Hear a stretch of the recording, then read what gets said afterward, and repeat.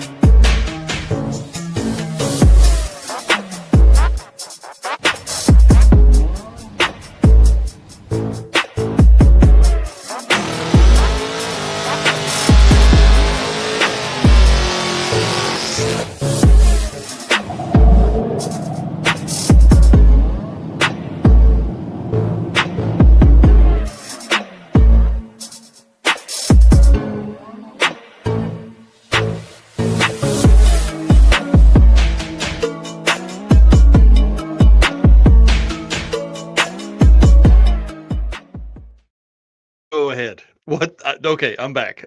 What the heck, dude?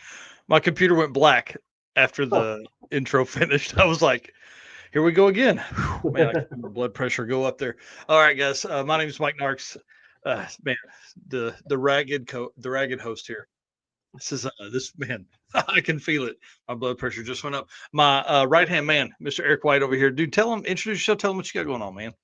I am Eric White, co-host of the show in the news. Everything drag drive repeat related, tons of photos, artwork, pretty much you name it. Anything around here. And when I'm not doing this, 815 LSX swaps, which is my personal builds. Haven't put anything on there in a little bit because Motorsports Paparazzi is my other channel that I've been kind of hammering lately, which Facebook Motorsports Paparazzi just got monetized today. So you'll see me hammering away a little bit on that in the upcoming weeks. That's awesome. It's been cool to watch that, dude. That channel has absolutely popped. And I think what's really cool is like the A15 is kind of like us here at Drag Driver Pete. Like you're really niched, right? It's LS swaps. You're kind of talking about that stuff, what you're doing in the 815 area, and then Motorsports Paparazzi. We've talked about a lot. You can do anything and everything with that. You know, funny cars, pro mods, drag and drive, jet cars, all that kind of cool stuff. So Oh yeah. yeah, I'm excited. So congratulations on that. I do want to let's go ahead and probably bring in our special guest tonight, Mr. Tim Gourley, the co-writer, co-pilot, co-driver on All of the above. all the above. Tim, introduce yourself. Tell them about Go Fast and all that kind of cool stuff. Hey, I am Tim Gourley. I am the photographer and owner of Go Fast Photography. I shoot everything from storm chasing to drag and drive. The drag and drive is really my favorite. Funny cars, pretty much anything with four wheels, some with two. As long as it's got an engine and wheels, I am there to take pictures of it. So Yeah, Tim had a great experience. He had to hang out with me for 9 days. Eric has had to hang out with me for 9 days. There's a lot of good stories that are going to come from this right here. I'm telling you. Tim, we need to also, I'll add it to the notes now. We need to talk about the diner on the first route day too. So I'm going to add that to the notes while we jump in here. Mr. Eric, will you do the race car friends and sponsors? Yeah, absolutely. All right. Well, you guys know that we couldn't do everything that we do without you guys supporting us. So thank you, all of our race car friends. You guys got to see a lot of race car friends last week at Drag Week. So I'm sure lots of stories there as well. So again, thank you to all of our race car friends and our sponsors. Obviously, we couldn't do all of this travel. These guys couldn't have went to Drag Week if it wasn't for these sponsors. So if you guys are spending any money, please take a look at these companies that you see on the screen right now and support those that support us. So Summit Racing Equipment, Deechworks, Molly Motorsports, Driven Racing Oil, Howard's Cam, J-Wire Solution, AFCO, Performa-Built Transmissions, Car Change 3D, Power Tube TV, Racing Junk, Sweet Patina, and WAF Racing. Yes, dude. It's been awesome. I got to hang out with the Summit guys quite a bit. We were going to go to dinner with them on the final night, and I screwed that up too. So, big shout out to them. Misunderstood. I saw the Summit truck leaving at like 4:00, and I thought they were headed back towards Ohio.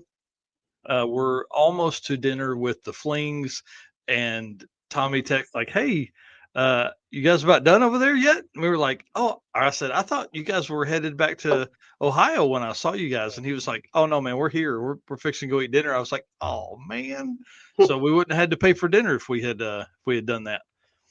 Hey, where'd you go? Well, hey, listen. Sometimes when you're this ugly, you gotta your camera off. God dang! Yeah, there we go. I'm gonna keep rolling. I'm gonna keep How about rolling. Hey, there we go. Whoa! Oh, What the heck? heyo. That's not a good joke. I mean, y'all, sorry. Tonight Hey. is tonight's been like the last 2 weeks. It's been a little wild around here. Oh man. All right. Are you good, or do you need me to keep going here? No. I'm good now. I don't right. know what else going on here, but I'll read the Summit ad and then we'll get into some of this fun stuff. Summit Racing Speed Legacy began in 1968. Oh God. No. And is now the world speed shop with 4 facilities and 200 plus catalog editions. They save you money. Where am I at? Deliver fast and offer top-notch customer service for more than 1,500 brands. Make sure to download the Summit Racing mobile app for easy access to speed parts. Find them on Facebook, YouTube, TikTok, and Instagram, and on the On All Cylinders podcast, which we actually listened to a few of those on our way out. From humble origins to the social media lane, Summit Racing stands by your need for speed. Find everything, summitracing.com. Even some Drag Drive Repeat merch while you're over there. T-shirts, hoodies. They've got some big brim hats, which I wore all week. It was so nice. I wore my Driven hat one day, and my neck got just cooked right off. So I think Driven needs some big brim hats as well. But Driven has big brim hats. Oh well, I need to get me one of those. Remember, I was selling a bunch of them at Mega Week. That's right. But I was perusing through summitracing.com and saw this and thought this was I'm always thinking anti-theft. I hate for people to get their shit stolen.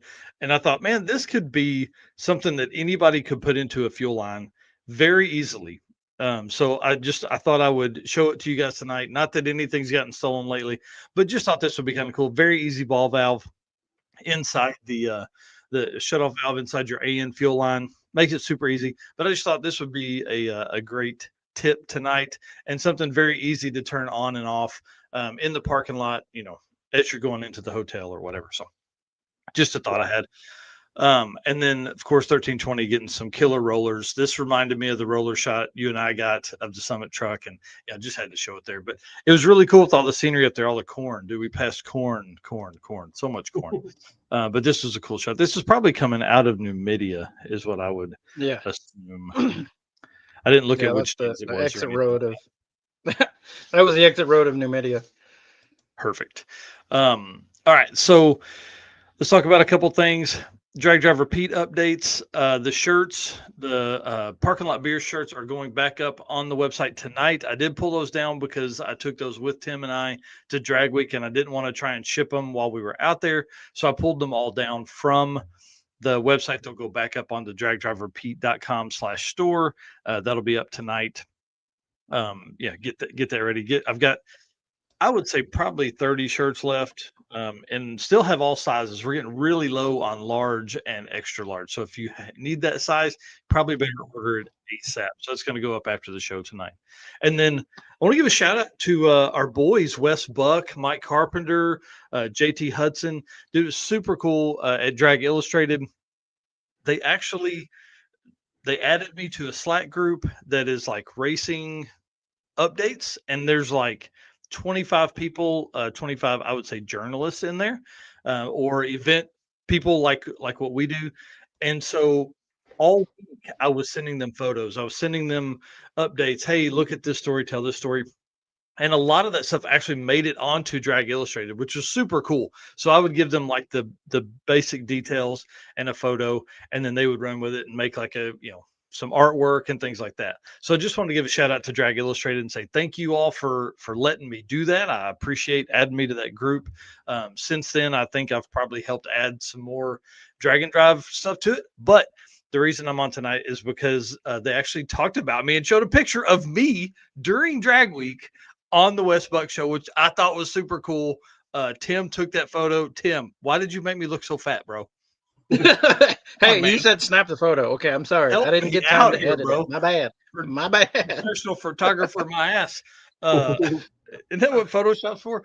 Yeah, that's exactly what Photoshop is for. Yeah, but it was super cool. We're going to talk about the West Buck Show later in the episode as well. But I thought this was really neat and a big chance for them to, say thanks for my way to say thanks to them for talking about me on the show.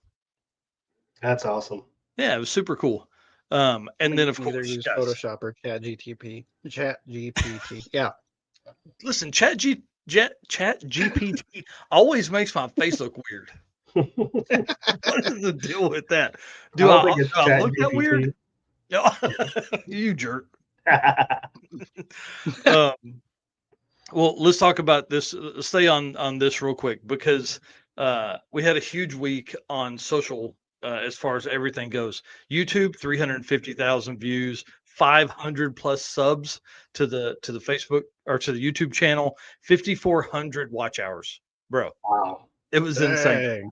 Facebook and Instagram, 3.5 million views over the week, and then 4,400 followers between both channels on Facebook and Instagram. Insane. It was insane. It was crazy. Yeah, that's awesome. Yeah, it was pretty wild. So anyways, back to the picture at hand here. Drag and Drive Awards presented by Summit Racing, room 235, December 11th, 11 a.m. at PRI. If you guys are not there, I'm going to be upset. Tim has submitted for his PRI media credentials, and the list that's coming with Drag Driver Pete is getting longer. We have a 10 by 20 booth this year. We're going to do tons of podcasts and tons of live streams from the booth this year. It's going to be awesome.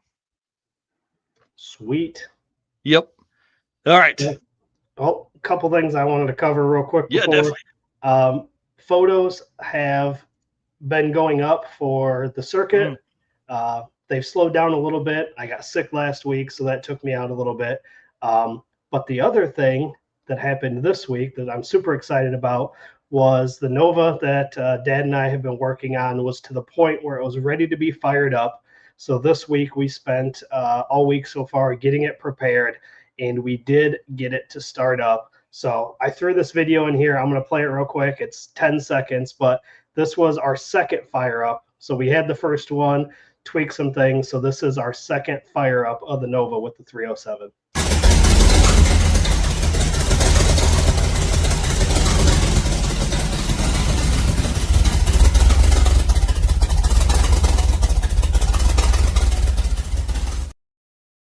Bro.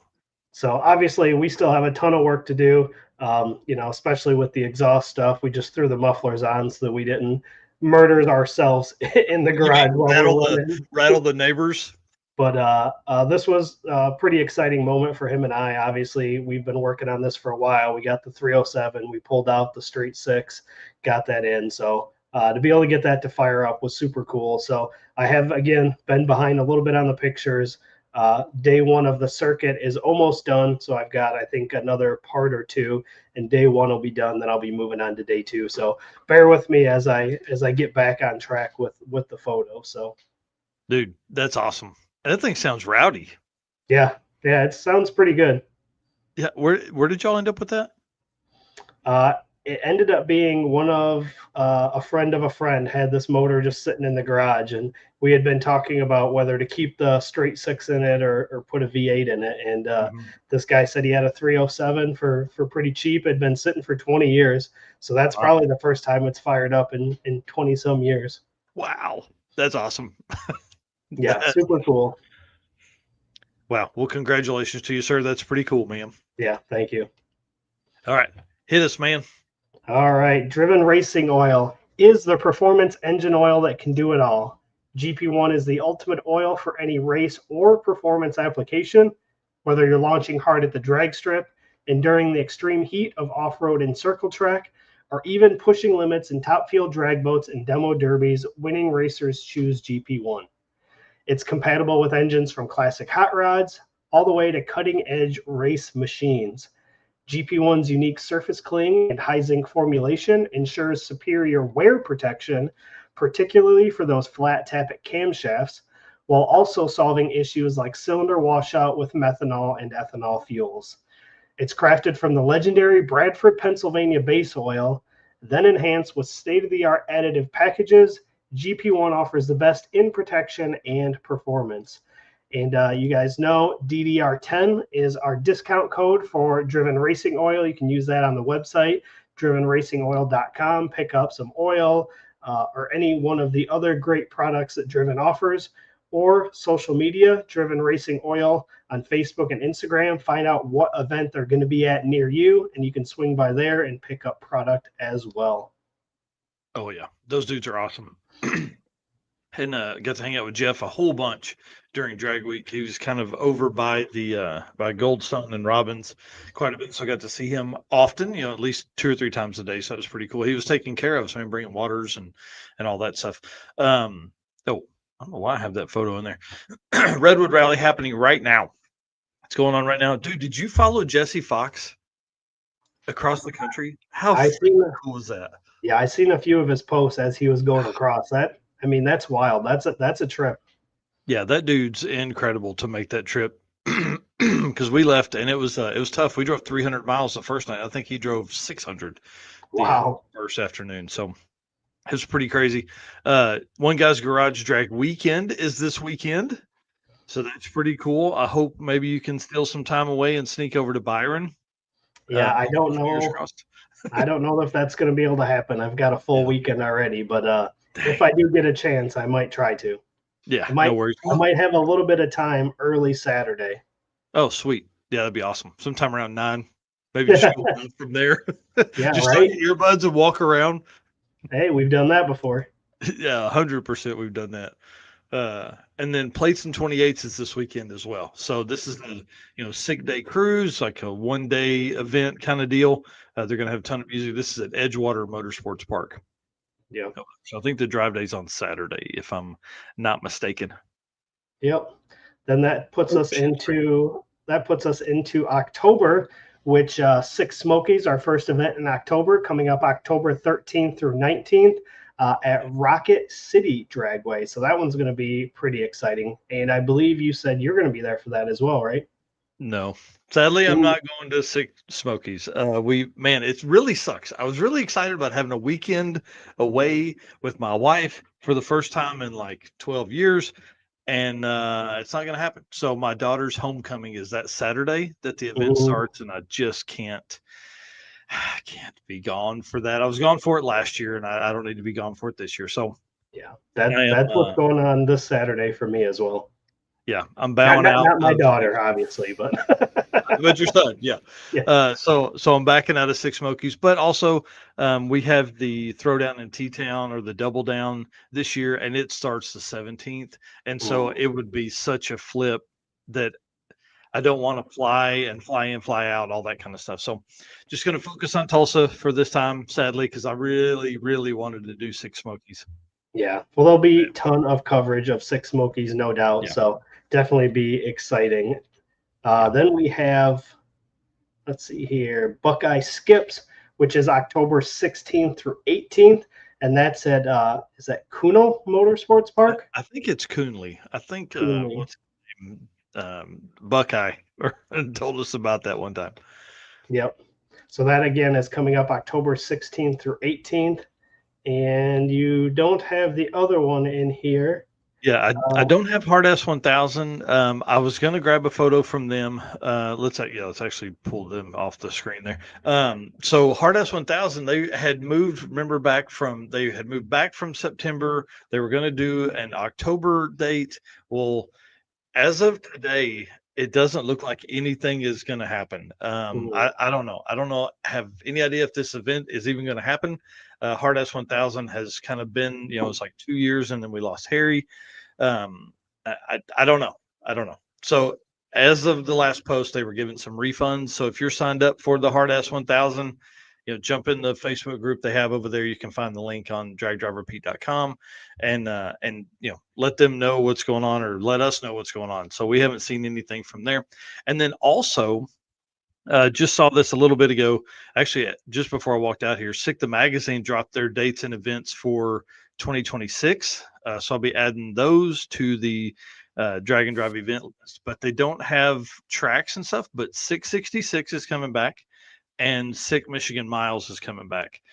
So it sounds pretty cool. The Michigan Miles deal, I think that's probably an event we need to look at as far as going. That looked like a ton of fun.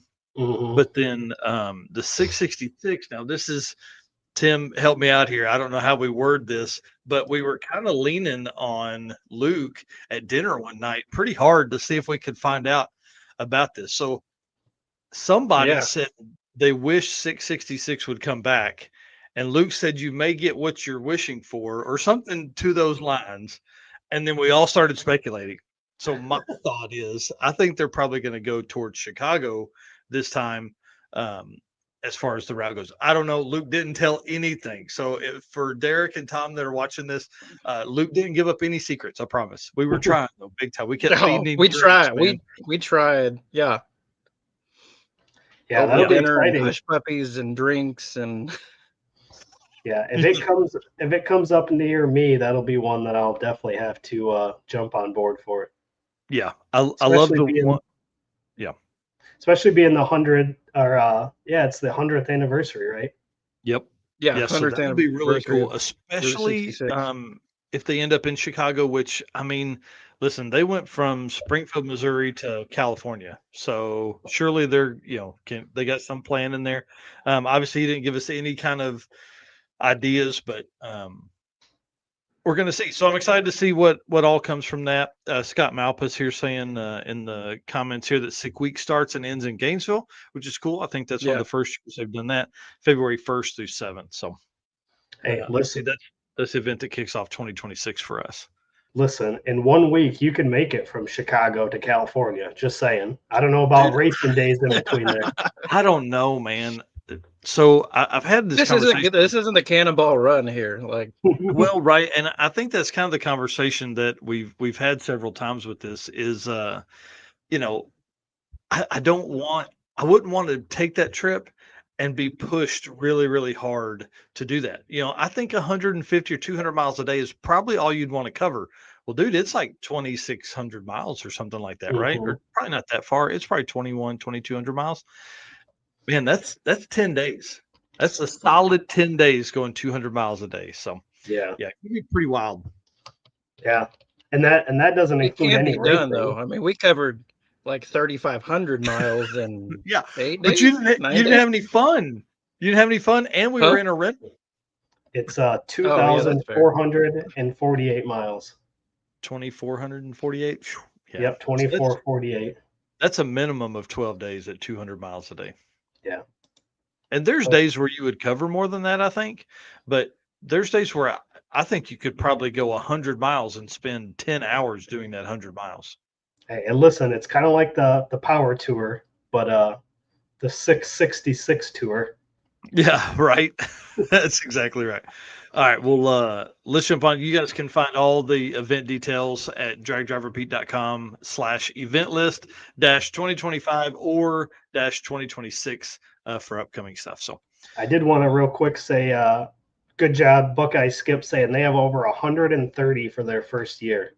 Yeah, I'm excited for those guys. They have worked really, really hard to build up the just their whole entire promotion has been great. and there's a lot of people behind it. That area, I think, is a hotbed for something like this, a weekend event. So if you guys are still looking for something to do, Buckeye Skips, man, that's going to be a great event. That or this weekend, one guy's garage is up in that area, all that kind of stuff. Yep. Ralph here says you'll have cars that are days behind on the route. Yeah, that's the struggle. That's why it's not a power tour kind of situation. Everybody's got to do the thing. All right, well, let's jump into J-Wire because this is kind of when we start kicking off some of the drag week coverage here tonight. J-Wire Solutions is your expert car and marine wiring solutions provider. J-Wire Solutions can wire and plumb your hot rod, your race car, your drag and drive car. Plus, they offer products to make your driving experience better, like the heater bypass block off. Me and Jay had a great conversation about why this is so important. I'll just read you what they put here, but then you can also message Jay and ask about it. It says the heater bypass block off is designed to replace the thermostat in an OE style LS water pump, helping you optimize coolant flow in high performance or custom cooling systems. When paired with properly routed heater core lines, this block off prioritizes suction of cool water from the radiator and directs coolant flow back to the radiator. Cool water from the radiator and directs cool. Yeah. Anyways, helping you maintain more stable and consistent engine temps, especially in racing or high load conditions. This is important because if you just loop those lines, that area right there creates like I don't know, you don't get cool water to the engine. You get like this lukewarm mixture of stuff. So he really gave me this big long explanation why it's so important, and it's like 10 to 15 degrees and all, and like, listen, Jay's way smarter than I am, so just go buy this and put it in your car and be happy with it. So anyways, I thought this was a great product, and he's awesome. Yeah, I have one of these already installed on the Mustang's water pump. Nice. I can't wait till that thing comes out and starts hitting. Well, the first bit of info is the Thunder Road Raceway Park. And guys, this is important for us drag racers because this is a track that is now reopened because of drag racers and not dudes that have a whole bunch of money. Like this is has been reopened by the Always Send It guys, the folks that have the ugly ass car with the turbos mounted on the rear deck. I mean, like, this is awesome. This is really awesome this is what the community needs. Thunder Road Raceway Park in Louisiana. Please go down. October 11th is their grand reopening. Test and tune, no prep style. And it's funny, they were actually arguing with folks in the comments, which I love. I love when people, I want to do it so bad at Tulsa Raceway Park and Tulsa Speedway, but I can't, right? But these guys are in there because, they're like, hey, we're opening with no prep. We just, we got to get this thing going. We got to get some people in the stands. We got to get people through the gate. We're opening with a no prep style test and tune. If you want to come down, this track hasn't been ran in months. Come down, have fun. Let's do this thing. And people are like, well, you can't only run no prep. And they're like, dude, it's a track that's open. Shut up. Go to another track if you want to, And so we can do whatever we want. We own it. Yeah, right. Like, dude. And I like the entry racer fee, any cash donation. Yeah, I mean, this is what it's going to take. Like, this is what it's going to take is guys coming in and being a part of making stuff happen. And these guys are making it happen for sure.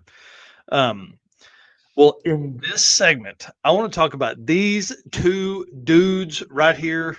Y'all, this is a story that's near and dear to my heart. Since I've started doing this, covering Drag and Drive, this story of these two guys has really stuck out to me. There's not many people that talk about them. There's nobody that knows about them. These two guys don't have social media accounts. They're not out trying to do stuff. You know what they're out doing? They're out doing Drag Week, and they're badasses. Total badasses. Mm-hmm. Steve Eden, Pete Holm. Man, my just, I don't know what you call it. I don't want to say my heart goes out to you, but my just appreciation goes out to them, I guess is probably the word to say. These guys have finished every drag week they've entered. When you say that, it's like, oh, well, I know other people that have finished every drag week they've entered. Cool. Do you know people that have finished 18 of them? No, you don't. You don't know anybody that's finished 18 drag weeks. I promise you. And then if they haven't done it in the same car, I guarantee you. These guys have finished with 2025, the 18th drag week for them. It's crazy how cool that is. And like, there's only been 20. yeah, dude, it's nuts, man. It's really nuts to think that they've done 18 of them. So that's my next video. That's the video I start tomorrow morning to edit on, and should have finished. That's my number one goal for tomorrow, is to finish the video. I have a pass or two of them from every day. I have a conversation with them from every day. This is one of my favorite stories ever, just simply because these two dudes have been friends since like elementary school. Steve saw it in Hot Rod Magazine and was like, "Pete, you want to do this?" And Pete said yes. And then for the next 20 years, these dudes did this event in the same car, always finished, no matter what it took. They've put transmissions in, they've repaired engines, they've put axles in, they've done it. This last week, they did rear studs because the 632 that they have in it now has more power than it's ever had, and it bent the wheel studs. Nice. So it's so crazy. So I grabbed some stuff. ETs over the years. 2007 was their first event. 12,469 is the average then. 2012 was their slowest finish with a 12,894. And then their best finish was this year, 2025, with a 10,31 average, which put them into the SME, the Street Machine Eliminator bracket race. And then Steve goes like 2 or 3 rounds in the 32 car bracket race. It was That's freaking awesome. Cool, man. It was really cool. Last year, they ran an engine that Steve called the high school engine, which was a motor that he had in another Nova in high school. Really? So maybe he should be named Nova Steve. I don't know. But it's pretty awesome. This is one of my favorite stories out there. And this next picture is super cool. Yeah. So those are Hot Rod Drag Week 2008 t-shirts. How cool. Dude, there ain't nothing I can fit in that I was wearing in 2008. Yeah, no kidding. Working on this Nova, making memories, man. It was really cool. Brave doing those in white shirts too, working on the car. Right, blew my mind. The one story that is really neat is they had only ever done Drag Week up until 2023 when Six Summer came through, and that's basically in their backyard. Well, Six Summer 2023 comes around. They break I think they hurt the crank in the motor or something like that. And that was the first event they had failed to finish, Six Summer 2023. That also put them to where they could not do Drag Week 2023 because Steve couldn't get the car back together in time. Mm-hmm. So 2023 is the only year they've missed since they started in 2007. Absolutely crazy. Yeah. Do you know where they're from? I don't. Close to you, though. I mean, I think they're Southern Illinois, maybe. I don't know. They don't have Facebook. So, typically that's my go-to is I just do that. Well, we were at the route stop when I got this photo. I took both of these photos, by the way. This 2008 t-shirt they were wearing at Drag Week 2025, which, listen, that just tells you you're an OG. If you're in like first 10 years shirt and you're out there in the pits cruising around, which we see that quite a bit, but dude, 2008. But when I took this photo, what was the story was I telling? God, I don't know. Anyways, badasses, total badasses. Love these guys. Need to have them on the show. Oh, I was talking about Steve he's like, hey, I should probably have your number in case something happens. I can keep you updated. I'm like, dude, please. Whips out a jitterbug. Like, it was awesome, man. It was awesome. So we had a great time. Really appreciate them. Appreciate Pete. Really, I talked to him quite a bit more than I talked to Steve because Steve would make the pass and I'd run over and grab Pete and ask him how that was. Was it the quickest? All that kind of stuff. Steve ended up running a 10:25, I think on day 4 of the week or something like that. And that's been his fastest pass in all of Drag Week history. So it was right there. I got it on film and all that kind of cool stuff. So that's my video for tomorrow is to put that one out. How cool. Yeah, I'm pretty excited. I hope that at some point in my future, there's something I have done with somebody else for 20 years, Well, we've done this for 3. We only got 17 more to go. Right? Hey, remember when we did 6 Summer for 20 years together? Right. Yeah, super cool story there. But again, appreciate them for all the work they put into that. No trailer. They just throw the slicks in the back of the car, small toolbox that goes with them, and they just fix stuff along the way, man. It's pretty cool. Yeah, that's awesome. You know, it's what we always talk about with one car, having one car that long, you kind of end up getting to know, you fix stuff and fix stuff and fix stuff. Now they're to the point where, maybe there's not that much to fix. Right. So, except for wheel studs. Right. So anyways, thought that was pretty cool. All right. Again, great to hang out with Jay. Got to talk to those guys a ton because they were in the running there for the street race small block power rider class most of the week. Got some good insight from them. They struggled a little bit. We'll talk about that here in a minute, but just want to say thanks to Jay and Brian for being so open during the week. Cause man, there was some times where Brian was like, nah, I don't want to talk to the camera, like don't bring that over here. I don't have good things to say. So don't bring that over here. So, all right, well, let's move on. Molly Motorsports and get into some of this street race power rider small block stuff. All right. Attention racers and high performance enthusiasts, are you ready to start your next engine build? If so, there is no better time than right now to go check out Molly Motorsports all-in-one Power Pack Piston Kit. With over 1,200 applications, these kits come complete with pistons, rings, wrist pins, and the clips, all designed to work together. Molly Motorsports Power Pack Piston Kits take out all of the guesswork. So there's no more trying to determine if a piston will need this ring to work with a certain cylinder size. Molly Motorsports did all of that engineering for you so you can get to the part that matters, which is building you a power plant that leads to victory lane. Visit mollymotorsports.com for more details. And for the podcast listeners, Molly is spelled M-A-H-L-E. Well, before we get into this, I want to give a shout out to our boy Tim right down here, Go Fast Photography, for the use of his photos in this. So I want to say thanks to him for riding along. It's pretty awesome. We got to witness history. It was really pretty cool. Oh yeah. Riding along, I'm pretty sure I seen him driving and you sleeping most of the time. We kept track of it. Yeah, go ahead. It was Chat GPT. It's fine. Yeah, I definitely sleep in cars, as Eric knows, but we kept track of how many times we had fallen asleep, and my lines were way more than his. That's awesome. Yeah, it was pretty cool. Well, the street race small block power rider class, dude, that's my jam. I love that. We love that. I feel like these cars are really kind of what Drag and Drive is built around. 850 class limited. These are cars that would be in a parking lot and on a cool set of wheels, look no different than any other show car. Big shout out to Rick Steinke, who really came in with the purpose of resetting a record. Like he wanted to reset this record. And what's crazy is he tied it to the 10,000ths. Oh man. How do you do that? You know what I mean? So it's pretty wild. So he tied what I never thought that record would fall. And I guess it didn't.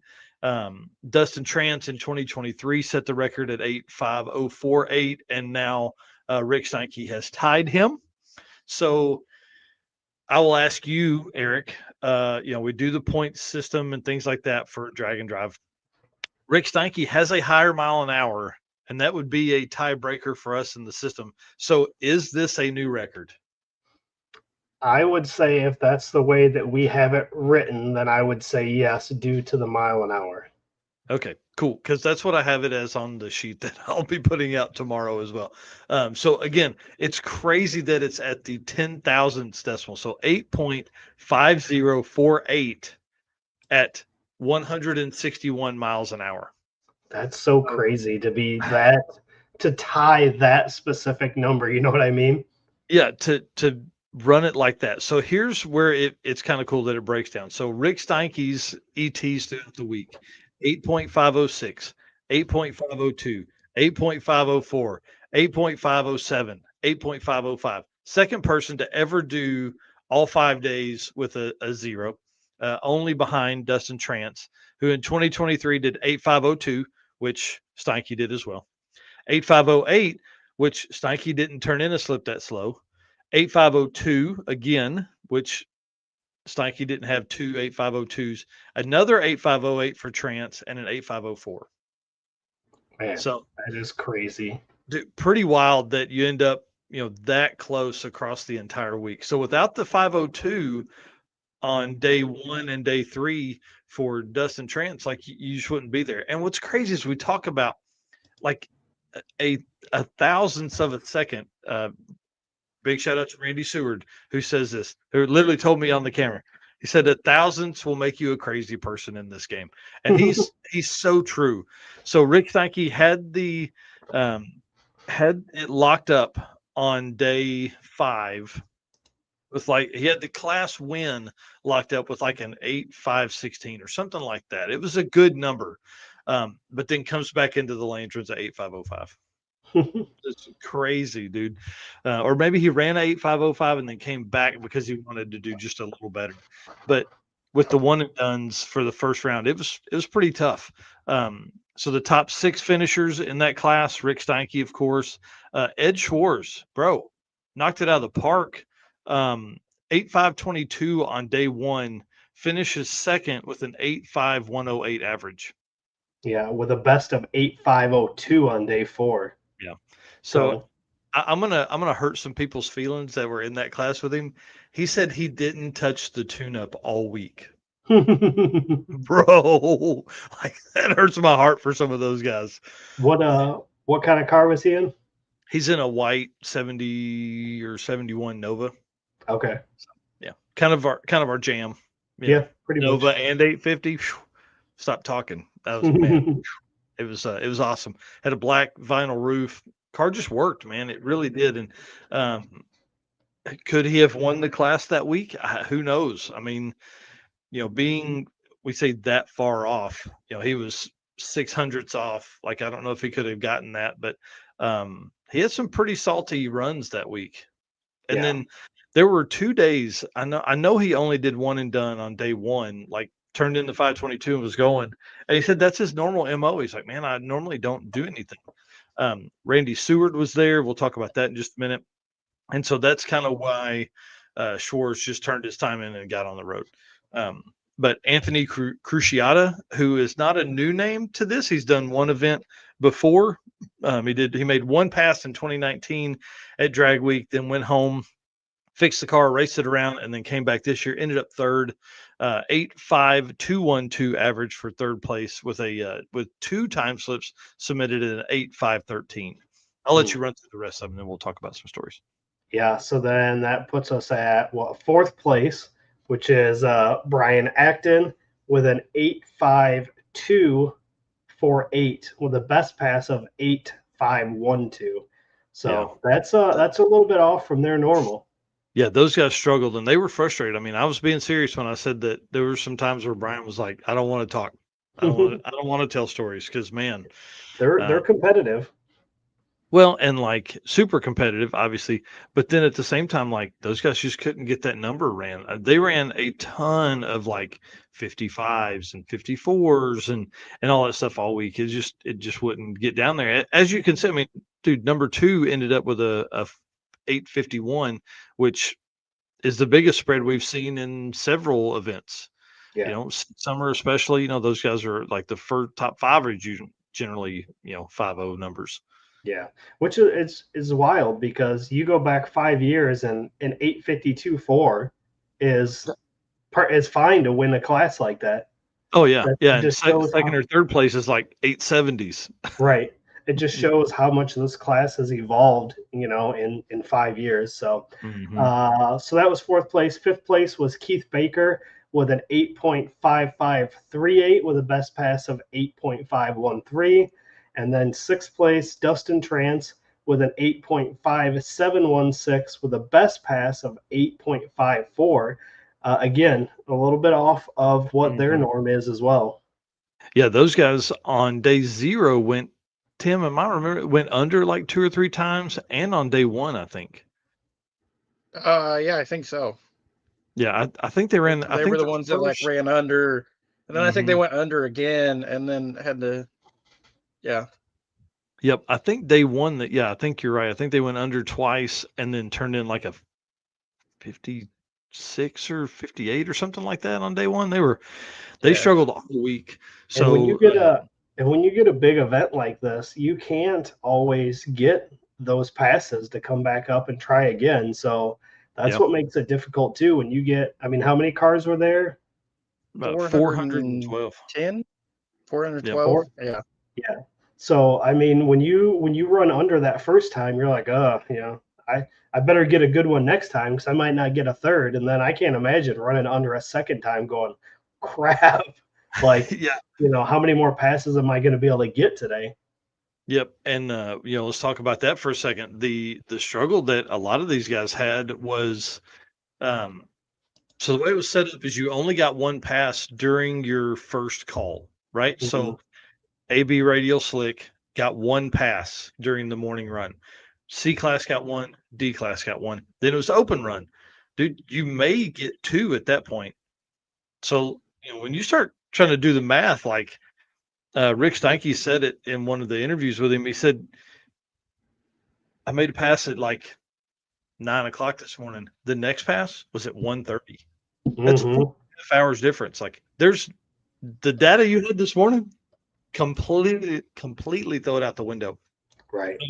Guys like Acton and them would make a pass and literally loop almost right back to the lanes. So they Mhm. could some kind of backup, turn it up, turn it down, whatever. So Yeah. there weren't nearly as many unders ran this week as there were 57s, 58, 61s, all that kind of stuff. And then guys turning them up and then going, you know, under just a smidge, and then you're in trouble.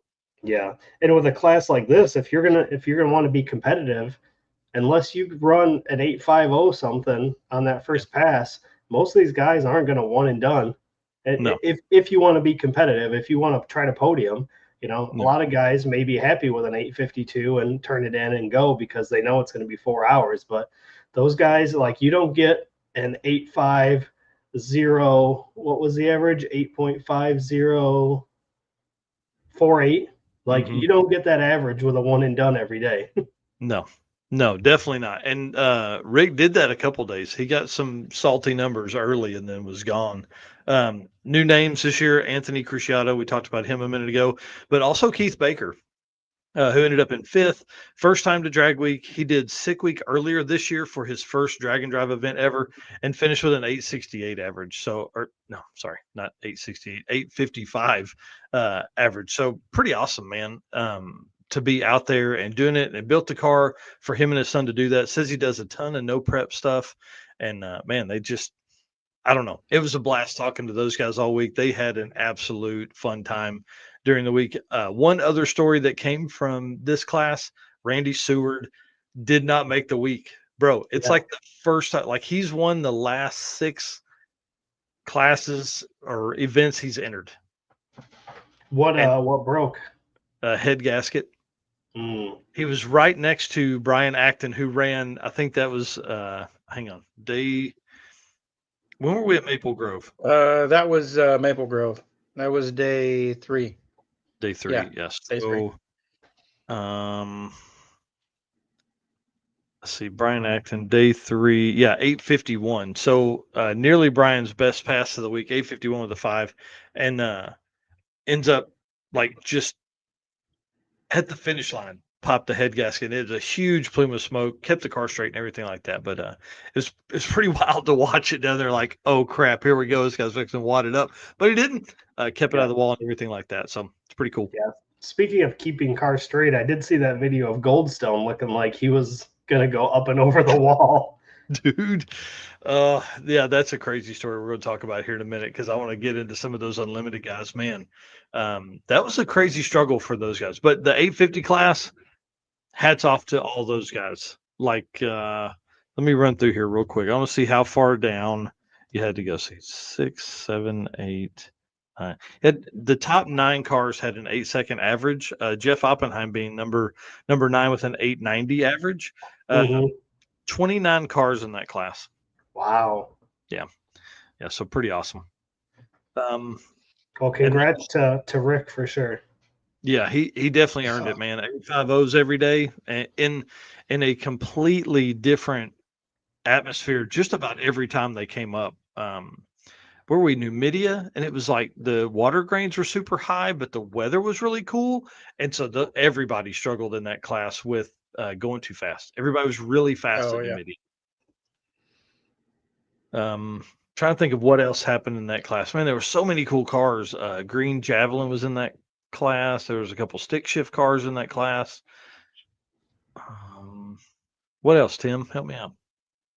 I can't, man. I can't. Dude, I don't Tim know. was just taking I'm photos. trying to remember yeah, I know, right? Trying to remember the entire week on as little sleep. I think I've got more sleep in the 3 days that I have been home than I did the entire time we were gone. So Oh, 100%. At one point, we were counting it. We were 3 days in and had 6 hours of sleep. yeah. How many photos did you end up with for the week? Around 9 or 10,000. Yeah, that was about A what I week had from last year from too. Saturday, yeah, from Saturday when we started at Outlaw Armageddon to the end of Drag Week. I think I ended up around the 10,000 mark for photos. Wow. Yeah. Do you have anything in the notes for Outlaw Armageddon? Yeah. Okay.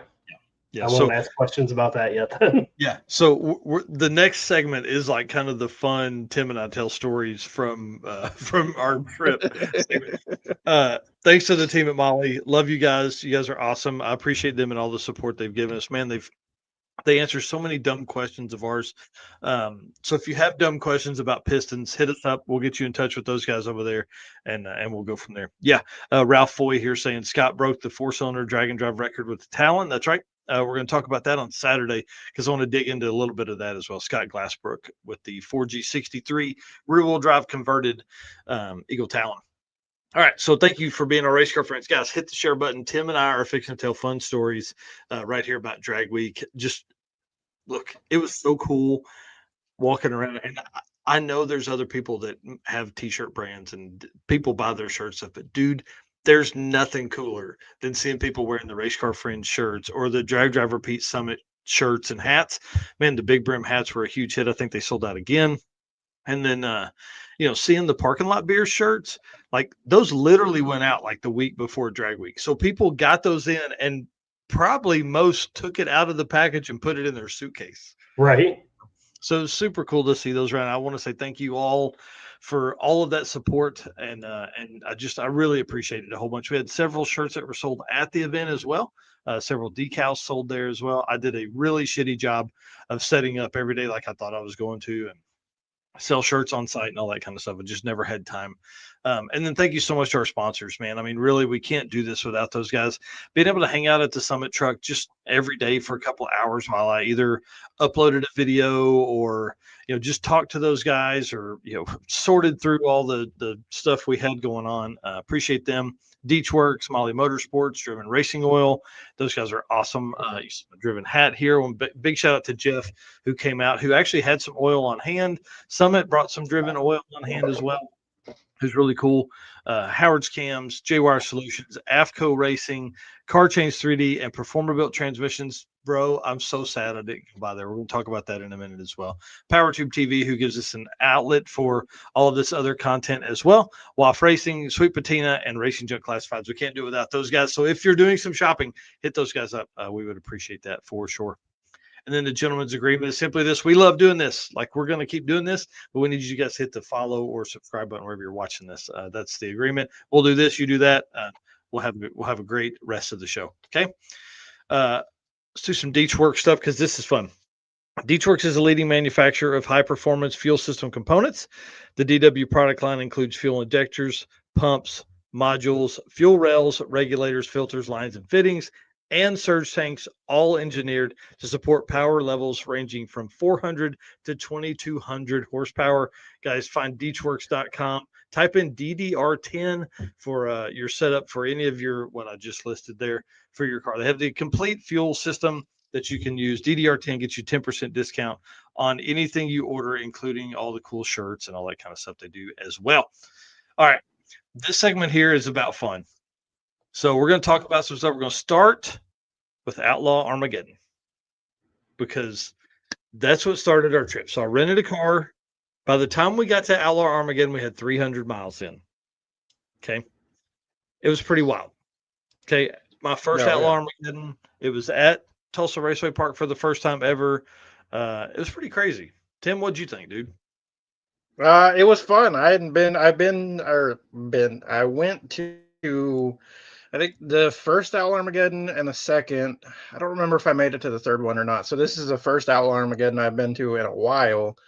So it was kind of cool to see all of those cars again. Obviously, they've gotten faster and different combos now. And but yeah, it was crazy. That Trans a lot of Am. good wrecks. Lot of good tire spin. I mean, dude, it was a wild event. The first pass, literally first pass, no test, no nothing. The first pass, a young lady puts it in the wall. Oh no! Oh man! right in front of where I was standing. Yes. So I was kind of outside of the barrier on the passenger side of the car. Tim, left side over on the wall. Perfect, because she goes and just is pointed directly at Tim. You're good looking. Maybe that's what she was trying to do. She basically parked right in front of him. Yeah, basically, yeah, right in front of me. It was crazy. Yeah. So you guys stayed. What day was this? Friday? Friday. Yep. Okay. And Yeah, you guys Friday. stayed there it was Friday. all day? Yes, we stayed. We got to Tulsa at 1:30. Something like that. About 1:30. And then stayed until 1:30.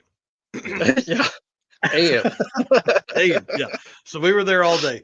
We stayed until they got finished racing and then jumped in the car and drove to Springfield, Missouri, which was about 3 hours from us, and slept in the car for the first night for 3 hours, 2 hours. Yeah, 2 hours, 3 hours, something like that. Yeah. Well, It was pretty wild. Being to Outlaw Armageddon, if you finished at 1:30 in the morning, that's early. Yeah. Oh yeah. That's what we were kind of doing the math. We're like, okay, should we like leave no matter what at 11? And we were like, oh man, maybe, I don't know. And by 11, there were still some pretty cool cars in. And the guy, who drove the black Firebird? Chase. I can't remember his Wallace, name. Willem, something like that. I don't know. It's a W. Chase Wallace, I think. He had won the high roller race Thursday night. So he was still in. So we're like, well, we'll stay. And it just kept, well, we'll stay. Well, we'll stay. Well, we'll stay. So then we stayed till 1:15 and then jumped in the car and hauled ass and made it to Buc-ee's. Did you see any drag and drive participants? So only a few, I think 15 entered. We went over. I went over there twice to kind of that area, and nobody was over there. So saw a few cars. Didn't really get to talk to anybody. Really saw Felicia one time, to be honest. She was at the starting line with another class, and just said hey. And so we need to have them on, talk about that event and how they did and the drive and stuff like that. The drive looked awesome. Drove all the way over to Stillwater. One day, 200-mile days, basically. So, what were some of your guys' favorite cars then for Outlaw Armageddon? Dude, there were so many cool ones. I really liked Ryan Martin's car. Obviously, that's first gen Camaro gets down. I like Jimmy Dale's 50 Shades of Brown. That's a cool car. Yeah, that one's cool. I don't think he raced on Friday though. No, they I think they did like a deal on Thursday and then they raced on Saturday. Yeah. I'm trying to think of some of the other stuff. That Trans Am was insane. That I don't know what kind of RPM that thing turned in the burnout, but it was high for sure. Yeah. It was all of them. Like, dude, it may have been like 10,000. I don't know. It was pretty insane. It was nuts. And it was pro charged and nitrous on top of it. It was crazy. Yeah, wow. That car was really, really fast. So that started our week. That started our trip. Our legendarily epic trip is what we kind of started referring to it as. We jump in the car, drive to, so that gives us Oklahoma. Then we end up in Missouri at Bucky's at 4 a.m. and slept until 6. The car was so packed. Hang on. Do I have a yeah. So this is Oh, please. Yeah. Do you got a the picture? car before I picked him up. Mm-hmm. Okay. He had a suitcase bigger than mine, 3 bags of stuff, and the scooter. So needless to say, dude, you couldn't see out the back glass. It was completely packed. Ceiling, front to back. Yeah. So you couldn't even lay the seat back for the passenger. So if you slept sitting up. So Oh my gosh. it was horrible, dude. You know me, I overpack. I brought the canopy, I brought the table, I brought the chairs, like I was gonna set stuff up and never did. Yeah. It's pretty fun. Yeah. So, I probably would have made you pull that out and set it up every day just because you brought it with. Even if you didn't use it, I'd been like, listen, get that Hey. shit out and set it up because it took up room in there. That's exactly right. What kind of rental car were you guys in? Just a GMC Terrain. So it's like Okay. a small or medium sized SUV. I mean, it was not very big at all. Yeah. Yeah, it was dumb. It was dumb for me to bring all that stuff. But hey, whatever. You never know. And so we left Bucky's. That's Springfield, Missouri. We drove all the way across Missouri, ended up in Kentucky at Beach Bend at Mo Party. That's what this photo here is from. Mo Party was pretty cool. Got to see Thomas Robb, who was doing autocross in the red truck that actually he raced at the circuit. And then got to hang out with our buddy Matt Monroe, who runs Smoked Meats and Mini Trucks podcast, and then is a big deal within the Sublime Technologies, which is like a Gen 3 Hemi swap company. They basically make a wiring harness and all that kind of stuff for the Gen 3 Hemis. So it was pretty cool, man. We got to do that. We stayed there for 3 hours.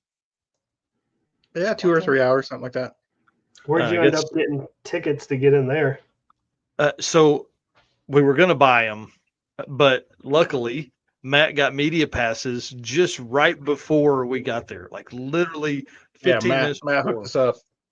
Yep. So we walked, he met us at the gate, gave us the media passes. We walked in, and then of course at the end we gave them back to him. You know what I mean? We didn't need them after that, but that gave us our I guess that gave us our second wristband, our Mo Party wristband. Yeah. Cause we ended up with, yeah. Go ahead. Yes. We had Outlaw Armageddon. Oh yeah. We ended up with a VIP wristband. Yeah. It was pretty cool. So they gave us 2 wristbands to be cool. Everywhere with at that point. Autocross, got to see Tom Bailey make a pass in the Durango. You got to ride in the truck, right? Yeah, got to ride in the truck with Thomas. That was pretty cool. It's all-wheel drive, basically a 03 or 5 96, I don't know, Dodge Ram put down on top of a Dodge Charger all-wheel drive Hemi setup. Pretty cool. Is that your first time being on an autocross track? No, I rode with some underpowered car like 10 years ago, but it was the first time to do it with any kind of power. What was crazy though is as we're in the lanes, he goes, "Man, I should have put gas in this thing." Well, about 2/3 of the way around the track, it reared its head. We're going around a pretty hard corner, and it goes. It's like, well, oh well. So that was pretty fun. So let's see, that got us into Kentucky. I'm trying to remember the states that we crossed. So you're into Saturday now, right? Yeah, we're definitely into Saturday. And so for the folks that are watching this on Facebook or YouTube, you can see our route. The lower route, the southern route there is our trip out, right? So we made a stop at Beach Bend to do Mo Party and then just cruised. I think we left 4 or 5 o'clock, something like that at Beach Bend. I think it was 4 o'clock. Yeah. And then we didn't get to Maryland until, dude, when? 5 a.m. 5 a.m. Yeah. So that's 2 nights in a row, if you're paying attention, that we're up till 4 or 5 o'clock a.m. So, did you go to a hotel and sleep for a little bit, or? Yeah. So because we were going to be there for day 0 and, the night before day 0 and then day 1, we went ahead and got that hotel for 2 nights. So that gave us a spot to drop all of our, suitcase and all that kind of stuff. And then slept for 3 hours, something like that. Now we're up to 5 hours of sleep since Friday morning. And 3 days in. Yeah, it was pretty wild. It was a great trip. Tons of beautiful scenery, but the last, from 7 p.m. or 8 p.m. until 5 a.m. it was dark, so really couldn't see anything at all. So And we were in West Virginia on a road that was absolutely dead. Like, we didn't pass but like maybe 10 cars the entirety of this stretch of highway. There was just nobody. Well, yeah, and if it was a similar route that we took on yes, I can't even think. I'm drawing a blank. yep, on Midwest Drag. So Midwest actually, Drag. the route you and I took on Midwest Drags was our northern route from when we came back. So this was worse than what you and I took for Midwest Drags. I was gonna say there were some points where it was like, are we gonna see a gas station before we run out of gas? Yeah, yeah. We somehow it routed us out into the country, and we were literally on a 2-lane, and there would be 15 or 20 minutes where we wouldn't see a single car. There's no lights on people's houses. I mean, like, we're on a 2-lane country road. It's pretty wild. Country highway, I guess, but trees right up next to the road, so you really had to pay attention. Tim drove a lot during that time. I was sleeping. This is my surprise face there. That was when the GPS was like rebooting, recalculating. I don't know. Yeah. Weird. Yeah, it was. Yeah, Eric knows I'll sleep anytime, anywhere I can. 3,628 miles on the trip total. By the time I left here and came back. Okay. Yeah. So now you guys are 2 drag week now. Yeah. Yeah. And it just got crazier from there. So new tracks for me were Maryland International, Numidia. We had been to Cecil County back in 2023, and then Maple Grove, of course, was crazy. Yeah, is that where the GPS failed? Yeah, completely. I was asleep. I was rebooting. I didn't fail. I was rebooting. The Maple Grove track, I think probably my favorite, to be honest with you. Gorgeous. So you're driving into a mountainside. It's really, really cool. What about you, Tim? Do what? Sorry, the internet's kind of like wonky. Yeah, your favorite track. Favorite track? I think Numidia is probably my favorite out of all week. Like, all of them were brand new tracks for me, but Numidia was just, there wasn't a bad background. No matter where you looked, there was something cool to look at. It's in the valley, in the middle of a cornfield. It was really cool. Yeah, I will say that the backdrop for it was freaking awesome, especially from the big looking down. Wow, all the valley out behind it and stuff is pretty freaking cool. And the line to get in there literally ran all day. There were people still coming in at like 2:00 in the afternoon. Wow. Yeah, and we were there on a Tuesday. Like, it was crazy the amount of people that came out as far as spectators on a Tuesday. It was really awesome to see, though. Yep. So real quick, I want to run through the states we covered because this is kind of neat. Oklahoma, Missouri, Kentucky, West Virginia, Maryland, Pennsylvania, Ohio, Indiana, Illinois, and Arkansas. Like, that's a bunch, dude. And there's I don't know. There's probably not any more around in there. If we did, it wasn't for very long anyways. I was gonna say, when we were there, we went through, I think, Delaware, so we must have went farther than Maryland. Yeah, I think one of the tracks for Midwest Drags it wasn't in Delaware, was it? But no, it routed us that way and up instead of going like around Washington D.C., which is what we did for Red Drag Week. Gotcha. Yeah, that was a nightmare. That traffic was crazy. Yeah, it was pretty wild. Chad here says, I really like Maple Grove. Numidia was cool for a small track. It really was, man. It kind of had like some Mocan vibes, just as far as there wasn't a ton of buildings, there wasn't a ton of asphalt and stuff like that. It was just it was really cool. The next part up, I'm talking about Finnegan and the wheelies, bro. Oh man, dude, that's all he did all of them. Yeah, did you all of them all week?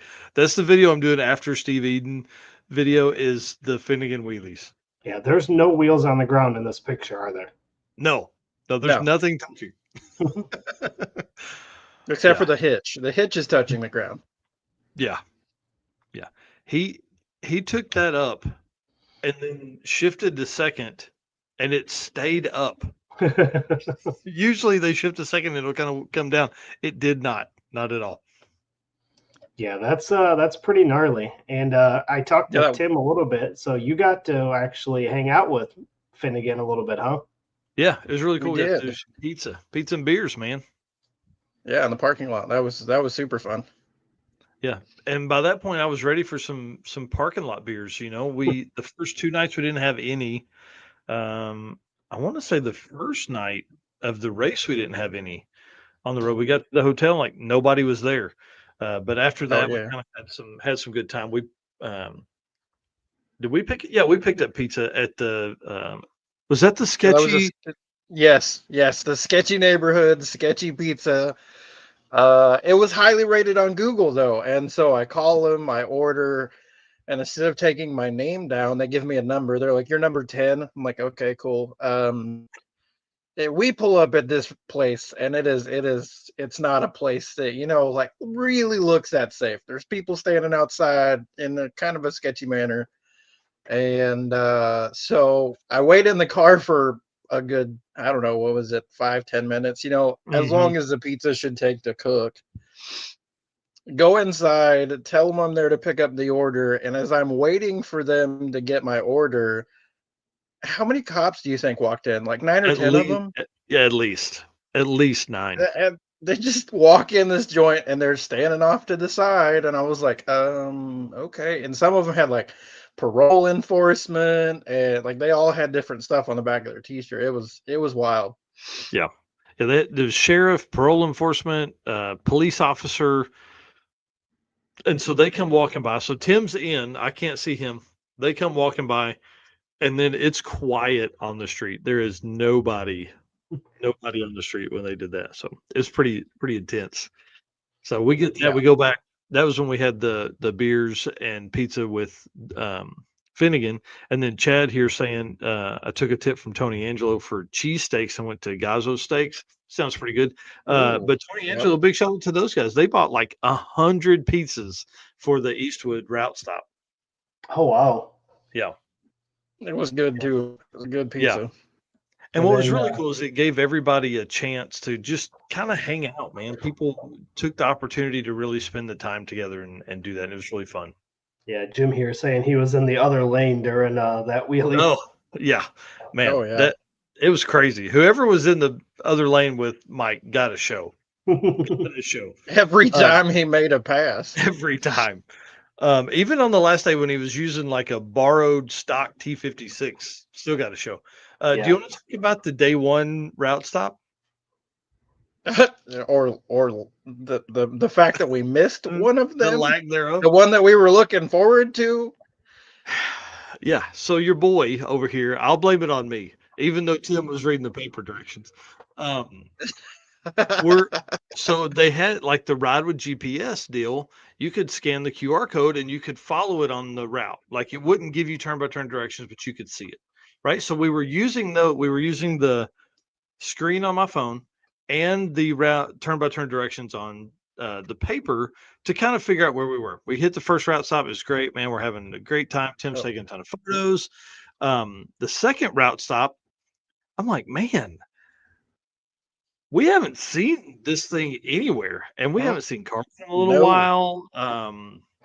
We're like, man, are we We were lost? I'm like, also, I'm I calling. will interject and say that we were boogieing down the highway and taking a whole bunch of like rolling shots and videos and pictures, and so we kind of got distracted by that and Yeah, somehow missed the turn for the second route stop, which was a diner, a place that we could get food that didn't come from a gas station. And yeah, we didn't realize we missed it until we were to Numidia Dragway. So we were like an yeah, hour and a half from it. yeah. And that was the cool old diner, wasn't it? Oh yeah, yeah. Yes. The cool old guy. Tim didn't talk to me for 15 minutes, The one that would have been great I to was take like, pictures dude. yeah. It would have been great for photos. Great for photos. Tim is like jonesing to light paint. He's like, dude, Uh-huh. he's all telling me what all he's gonna do, and we just right on by that, dude. Yeah, we go to get off the highway, and I was like, wait a second. This says, I think it was like a a left or a right, and this thing wants us to take a left, and I was like, something's wrong. Like this isn't matching up. And I Google input the name of the diner, and we're past it by like an hour and a half. And then there Yeah. was dead silence in the car for, like Mike said, probably a solid 15 minutes. It was just like, And I was like, dude, we'll go back. And it was already like 11 o'clock at that point, and we were both like, no, yeah, let's not. So we didn't, sadly. But you know, your boy missed one, and it would have been a great one because then we didn't have a diner the entire trip. We didn't eat at Waffle House the entire trip. I failed everyone. It was sad. You didn't get to the we did barbecue get place? barbecue. Yeah, we did get to the barbecue Yeah, that's place. right. That's right. Yeah. That's right. Yeah, we did do that. Well, we talked about the Finnegan shots. Yeah. Sorry, here. Let me get this here. I want to talk about these rollers. And Tim, I want to Oh just yeah. lead us to how much fun did you have doing these? Oh man, dude, it was there was so many cool cars and like backgrounds, and like most of these people I had no idea who they were, but I felt like I came away from the week round the clock diner. Yep, that was the one we Oh, missed. as we pull up But Will's car. yeah, right. But yeah, like I went into the week not knowing a whole lot of people, but I came away from it feeling like I had like 400 new friends because it was Yeah. just so much fun. Yeah. The rollers from this trip, you guys got to go follow Go Fast Photography right now. Just pause this, go over there because it's bangers. Or There's more where those came from. Oh There's a yeah. whole lot more. I think tomorrow I'm gonna get back to working on them. I don't know. I was good Sunday. Got up, worked on a bunch of photos, got some stuff posted. Monday was get back to the grind. Had to Mhm. gym, get ready for work. Tuesday went to work. Today I didn't get anything accomplished because I woke up feeling like I got run over by a dump truck. So we're just Yeah, gonna somebody chalk said that that. up to Yeah, drag and somebody drive said you can't hangover. drive. Yes, 100%, dude. I had it hard. I didn't do anything car related Sunday at all. is there going to be albums of these photos on Drag Drive Repeat Facebook? Yes, yes. So I've put out day 0. Tim is providing us with Yeah. some photos because he's so nice, and we love that dude for doing that. Appreciate that a whole lot. But you know, he's going to share just a small portion of the stuff with us to put on. Go Fast will be your main source. A couple hundred photos there for sure out of his 10,000. Um, Dude, it was so cool. I want to tell a story of the first drive day because like that was the day we went through all the crazy mountains, right? Or was that day 2? No, that was I think that was day 2. That was when I took this roller where we ended Okay. up. Yeah, we left Numidia and headed to Maple Grove. Yes, Yes. Maple Grove, and No, ended up in the mountains.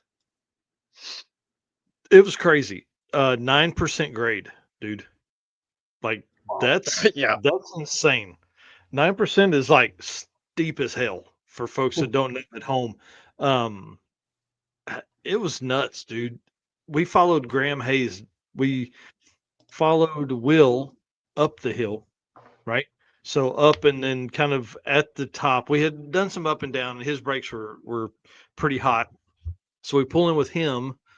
Then we follow Graham Hayes down the hill and could smell Graham's brakes the entire way. Like the whole he said he almost died once he got to the bottom.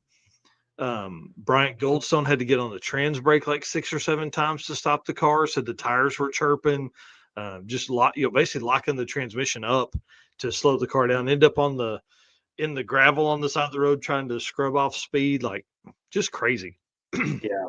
Whoever drove the route didn't think about that kind of stuff whenever they were, It driving along was, in a car. yeah. Yeah. There was also right before we hit the mountain road, there was that road that had graded completely to nothing and had raised manhole covers that stuck up out of the ground that would have been oil pan killers had they not marked them out in the road, and there was some strategic weaving there to kind of avoid them. Yeah.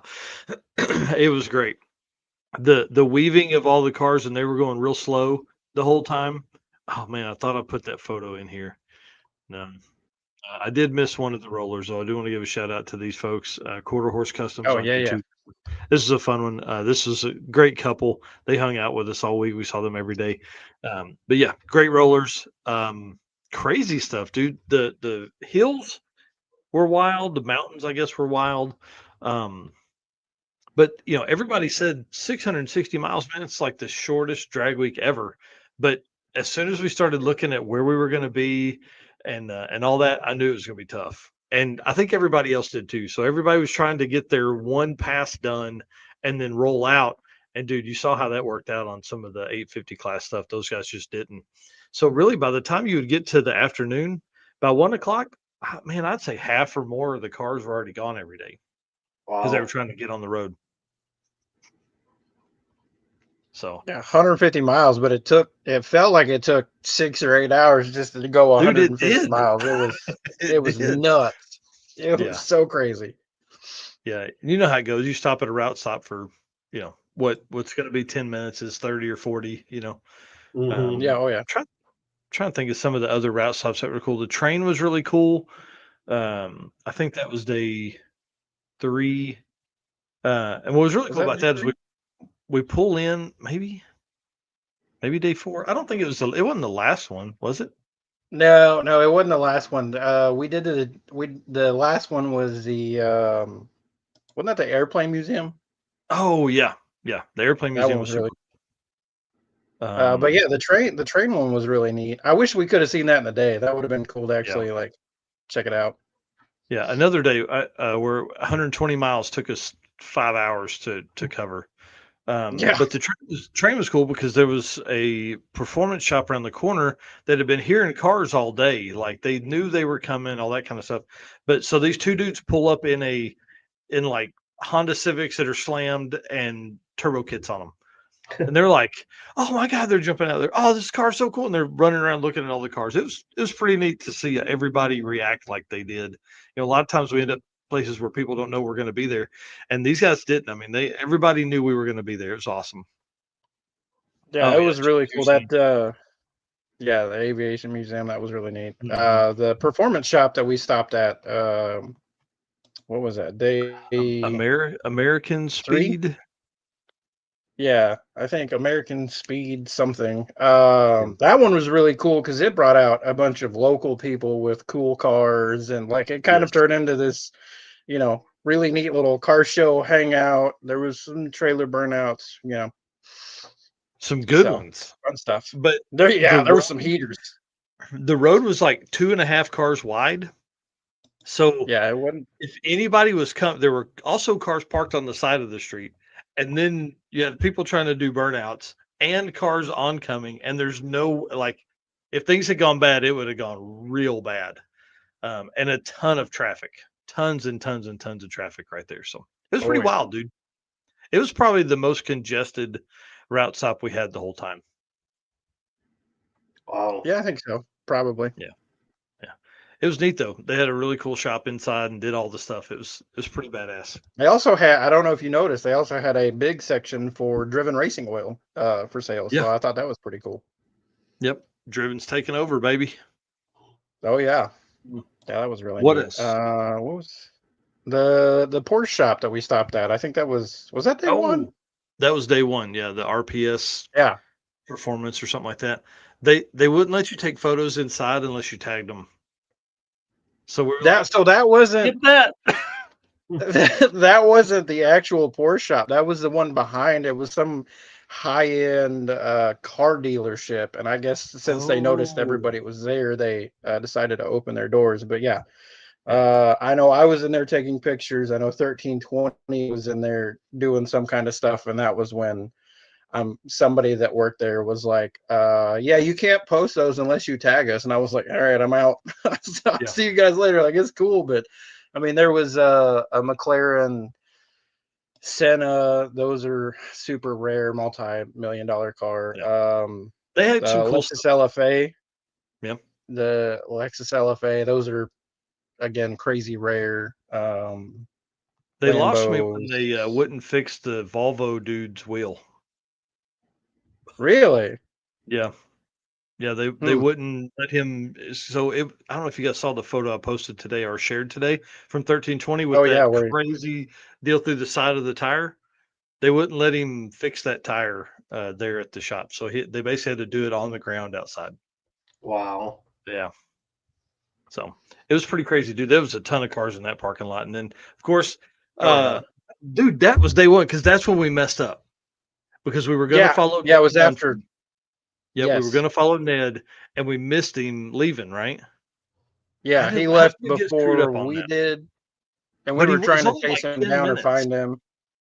Yeah, it was only like Yeah. 10 minutes, and we were hauling ass trying to catch up to him. And I guess he pulled over for gas. So that really kind of got us turned around, got our timing all off. Yeah, that's where Yeah. we messed up. But yeah, there was a bunch of cars. That's actually where we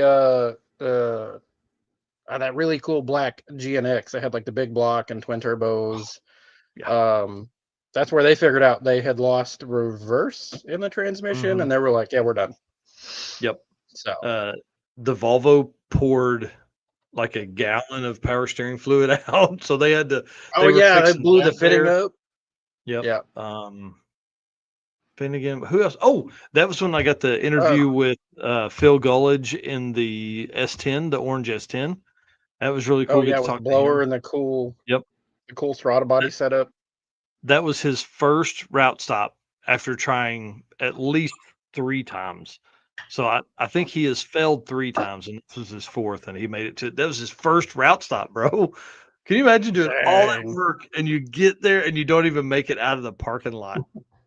Ah, He had done yeah. that 3 times. I'm pretty sure it was 3 times before that. But he made the week. I mean, that was who was it? Schroeder didn't make a good pass, and I don't think he left MIR.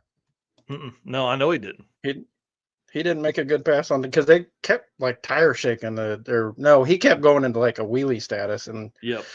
All over the bars and yeah, it was crazy. What else, man? But there's one other segment we'll talk about Ned Dunphy and Bryant Goldstone and all that kind of stuff. But trying to remember of our adventures, man, it was just so crazy. There's so much stuff, so much, and we did a horrible job of recording me and you in the car, which we, I do too. We don't do enough of us, you know. We're yeah, I trying to know, tell right? somebody else's story. We need to do a dash cam and just record like in the car No, we don't. video for the. No way. There was man, there Oh you know how you get no. delirious after about 4 We were days. we were slap happy. Yeah. Farts were funny. We made up 2 words for Buc-ee's in Kentucky. Yeah. Yeah, it was Yeah, great. it was crazy. We had a great time. All right. Well, let's move on. Let's wrap up this show, guys. Thank you so much to Deechworks.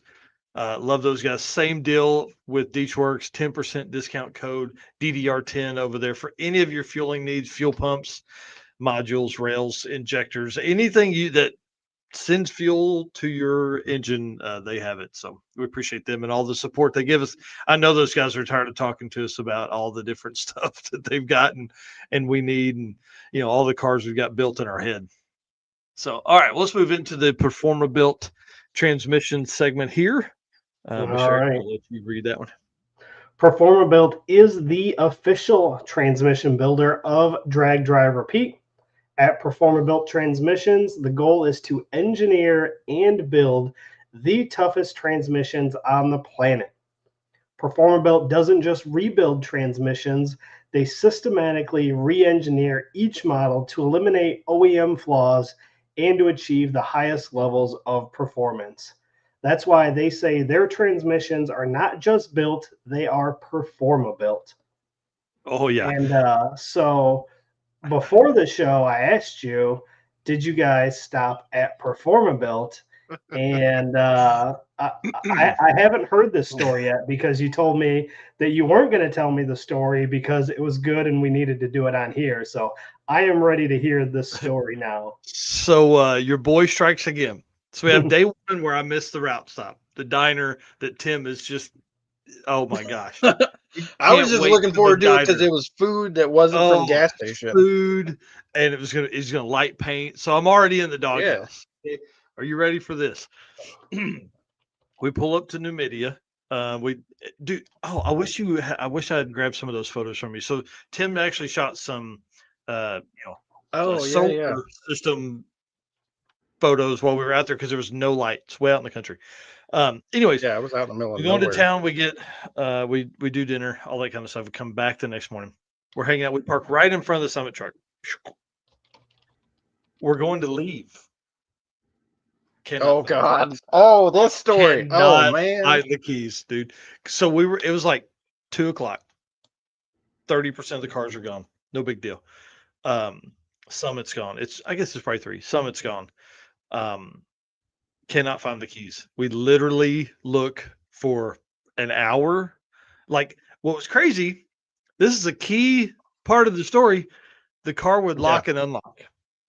Would Yeah. not start. It would lock and unlock. I can't explain to you the stress because I rented that car in Arkansas. You don't get an extra key when you're in a car. And we're And Correct. we're in the Pennsylvania. middle of nowhere. So I get on the phone, like we walk the starting line, the staging lanes, looking in the grass everywhere. I'm asking everybody, people in the office, everything. Asking the Summit guys, calling them on the phone. Hey, did I lay them there? Well, I'm asking Jay Grabiak because I went to their pits and had hot dogs and set my camera down and thought, man, if I had those keys, I'd have set them down with my camera for whatever dumb reason. They don't have them. Well, they've packed all their stuff up. Well, I don't remember seeing them. We can stop and pull everything out. No, don't do that. The car locks and unlocks. This is a key part here. You ready for this? Yeah. So the keys are somewhere. Yeah. So we're literally taking everything in the car out because my wife's Infinity will not start unless the key is in the front seats. Okay. Perfect. We are pulling everything out of this car and putting it in the front seat, trying to start it. Nothing's working. Nothing at all is working. Full panic. I'm on the phone. I yard sailed the entire back of it. It's all Yeah. out on the Suitcases pavement. are open. Every box that we had in there. You guys saw how packed it was earlier. You know how bad it was. Everything is out. I'm on the phone with locksmiths trying to find somebody that'll even come out there because one of them is like an hour. The only one that answered the phone is an hour and a half away. They're like, it'll be several $100s for us to do it, and we'll have to get that key from the dealership. So, have you talked to a dealership to see if there's one close to you? Maybe you can have a friend run grab the key so we can program it when we get there. Okay, cool. You be working on that. I'm gonna start calling dealerships, see if I can find them. Quickest a dealership can get it's Friday. Call the locksmiths back. Don't worry about it. We can't get a key till Friday. So we're in full panic mode. Nothing is working. It's been how long People at are this point? steadily leaving. It's been an hour and a half or 2 hours. It's probably 2 hours by the time we find the keys. Which comes in a second. We have Rick Johnson of Gear Vendors standing there, and he's like, Yeah. so the flings are standing there. Tara, Sean, Matt are all standing there because they're like, hey, y'all can ride with us, but we can't take all of this shit. It's so Rick much is shit. like, we can fit all of your stuff in the RV, but you'll have to ride with them.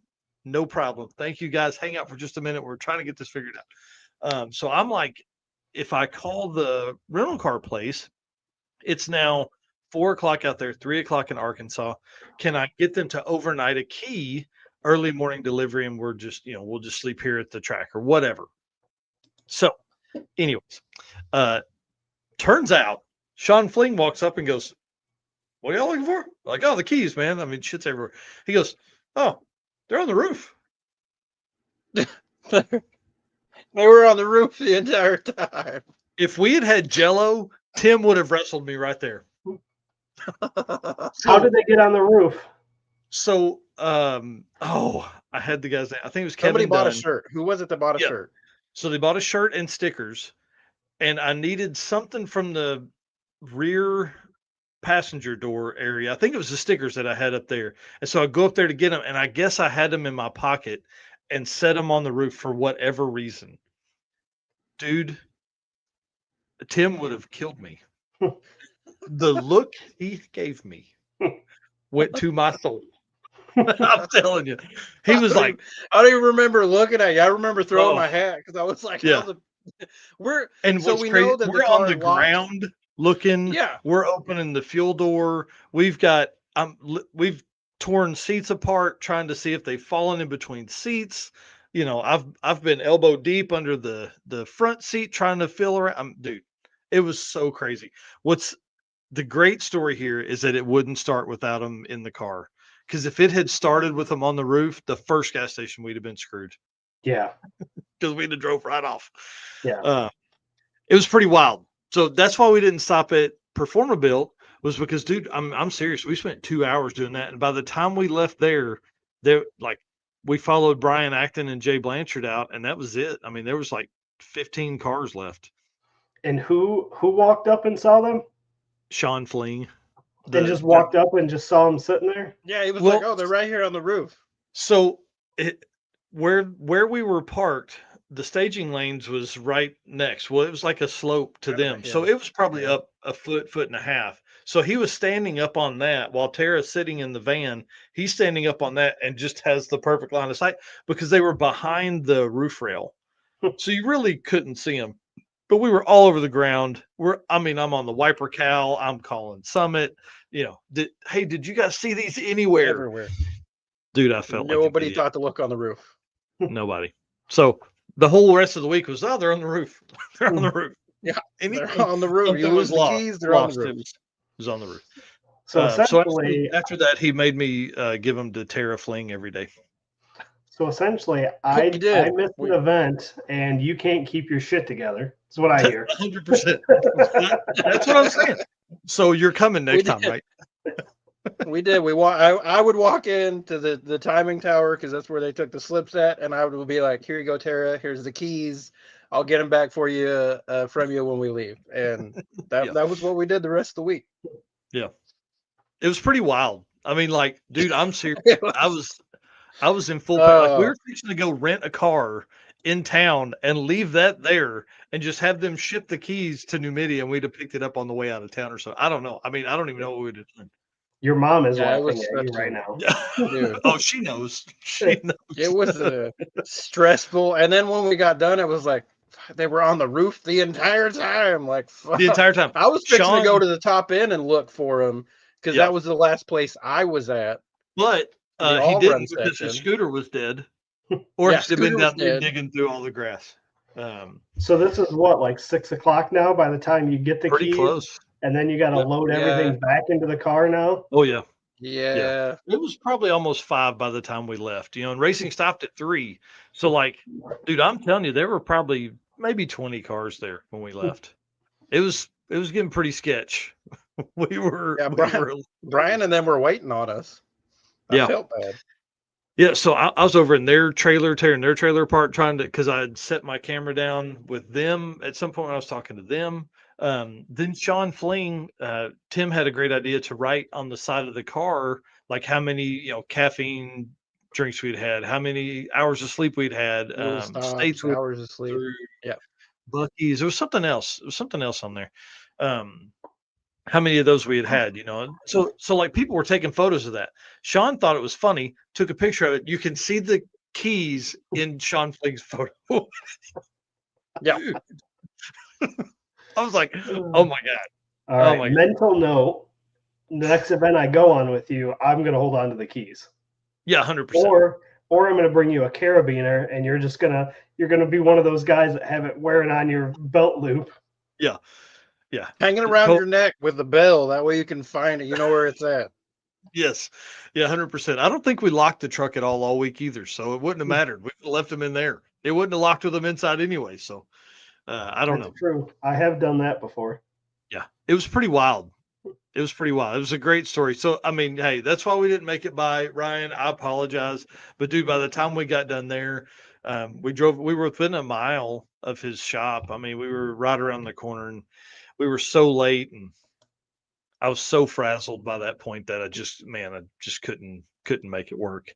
So we ended up passing right by. And that was when we were in the town that had all the road graded, that had the everything that stuck up, the manhole covers and all that stuff that stuck up. Not that we were carried in the GMC terrain, but we kept waiting on a big oil down from somewhere. So we just kept driving.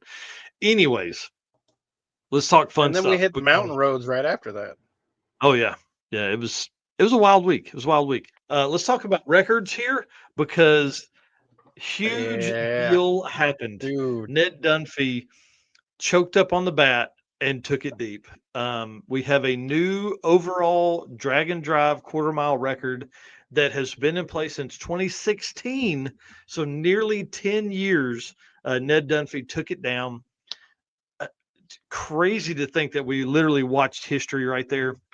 This is a big deal. I want to talk about this with you guys in a minute, but Ned Dunphy, 617 with an 8 average now.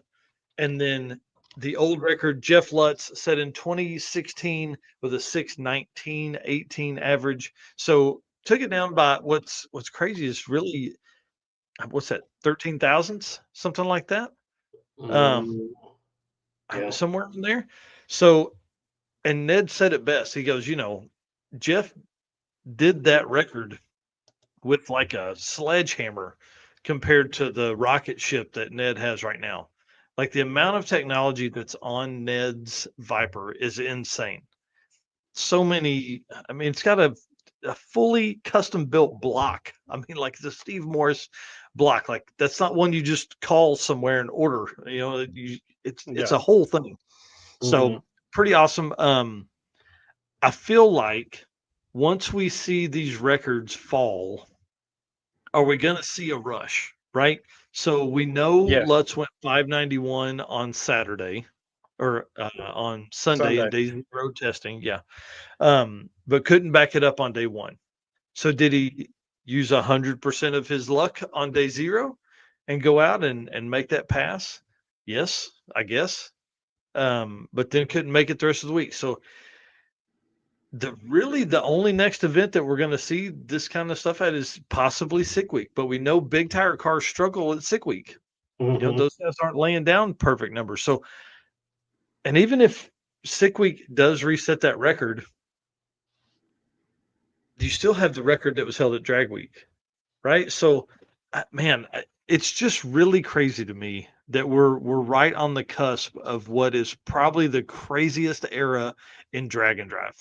Right. Like so many high-powered cars are being built right now.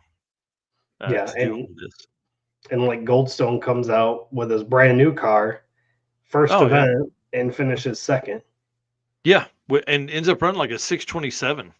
Right. To stay on Ned real quick because I want to talk about Bryant's accomplishment because dude, it's really badass. Ned was on the West Buck show today talking about his experience. What was really cool, I really would like you guys to go watch it. Make comments in Wes's comment section on Drag Illustrated YouTube channel. Ned is like, he does RVW racing. He's done roll racing. He, high levels of drag racing and stuff here. And he's like, this was a blast. He just talks about how much fun he had and how doing a drag week or a drag and drive is really one of the best things because you spend so much time in the car. He's like, the more I built the car, the faster it went, the less time I spent in it. You're being pushed to the lanes, you're being pushed to the pits, you're getting a minute and a half in the car each time. He's like, we would do that and then we would drive it 250 miles. So this was a huge accomplishment for him, and for him to be on like the West Buck show, who covers a ton of pro mod stuff and everything like that. It's pretty cool. Brandon Parker says starting at Gainesville for sick week 26 could be the move for big tire cars. I hope. I mean, everybody's got to run the same. Do you think they're gonna? Because I know they notoriously prep for like the radial guys. Do you think they're gonna change up the prep and try and get that big tire record? Because I mean, I don't know. As a promoter, there's a bounty for it. So Bailey wants it. Bailey wants that 5-second average, and if he can do it at sick week, all the better. So will we see Ned there? Will we see Lutz at sick week? Who knows what the offseason is going to bring for speed promotions racing, and the no prep kings and all that kind of stuff for Jeff Lutz. But is that really a possibility for these guys? I think sick week probably has the best opportunity to see it if we can get some good air down there, which obviously we will. But can they get the right kind of prep to make these big tire cars go down like they should? I don't Mhm. know. I hope Right. so. And then when you see that, so let's say that as we talk about drag and drive and national level events, they bill that one as the Super Bowl of drag and drive. So let's say that has the best air, the best tracks, all that event is the key for your quickest times and all that kind of stuff. But you still have, we're looking for a 5-second average at drag week. Who's the OG? We're looking for some who can finish in the sixes at Mega Week or at Race Week, Rocky Mountain Race Week. Who can do that in the Right. mountains, which they're going back to this year. So, like, we may have that at Sick Week, but we still have all of these other events that really need or that really have those records that are hanging there. So, can we see somebody Yeah. like Brian Goldstone go out there and destroy stuff, destroy records at Sick Week, at Drag Week, at Rocky Mountain Race Week? I mean, if anybody can, it's this guy. So I want to give Bryant a huge shout out. Um, what's his name?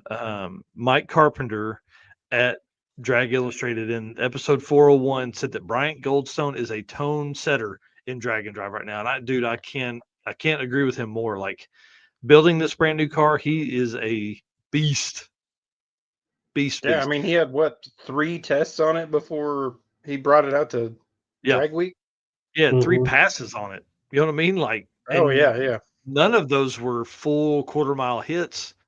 Like, it was at the Midwest Drag Race Series, race that weekend. He would just run it. He ran 1 pass to, like, 500 feet. That was Did it. did he have the javelin with him, or did he only bring the new car? I didn't see the trailer, so to be honest, I don't think he brought the Javelin with him. Hmm. So we never saw it. If he did, we never saw it. Yeah. And this car went 627 on a track it never should have went 627 on, and it was late in the day, so the heat was totally against him. Mhm. So Scott Malpass here And that's saying, after the parachute issue on day 0 where he went full bore out the back door and the parachutes didn't come out and he puts it in the sand trap. That's why it's got "Yep, the duct tape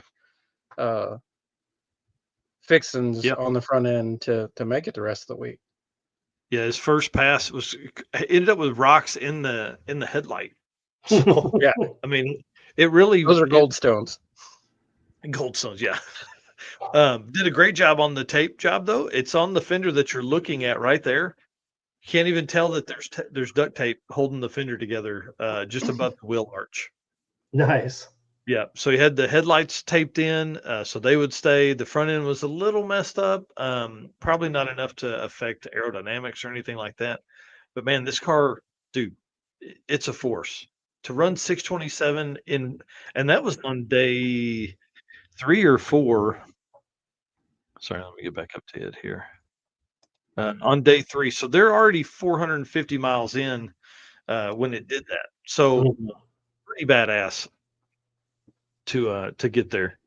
Yeah, Scott's here saying just talking about the fives. There's a list of who they expect: Lutz, Cletus, Lasala, Taylor. Unless Taylor gets a new car, I don't think her car is going that fast.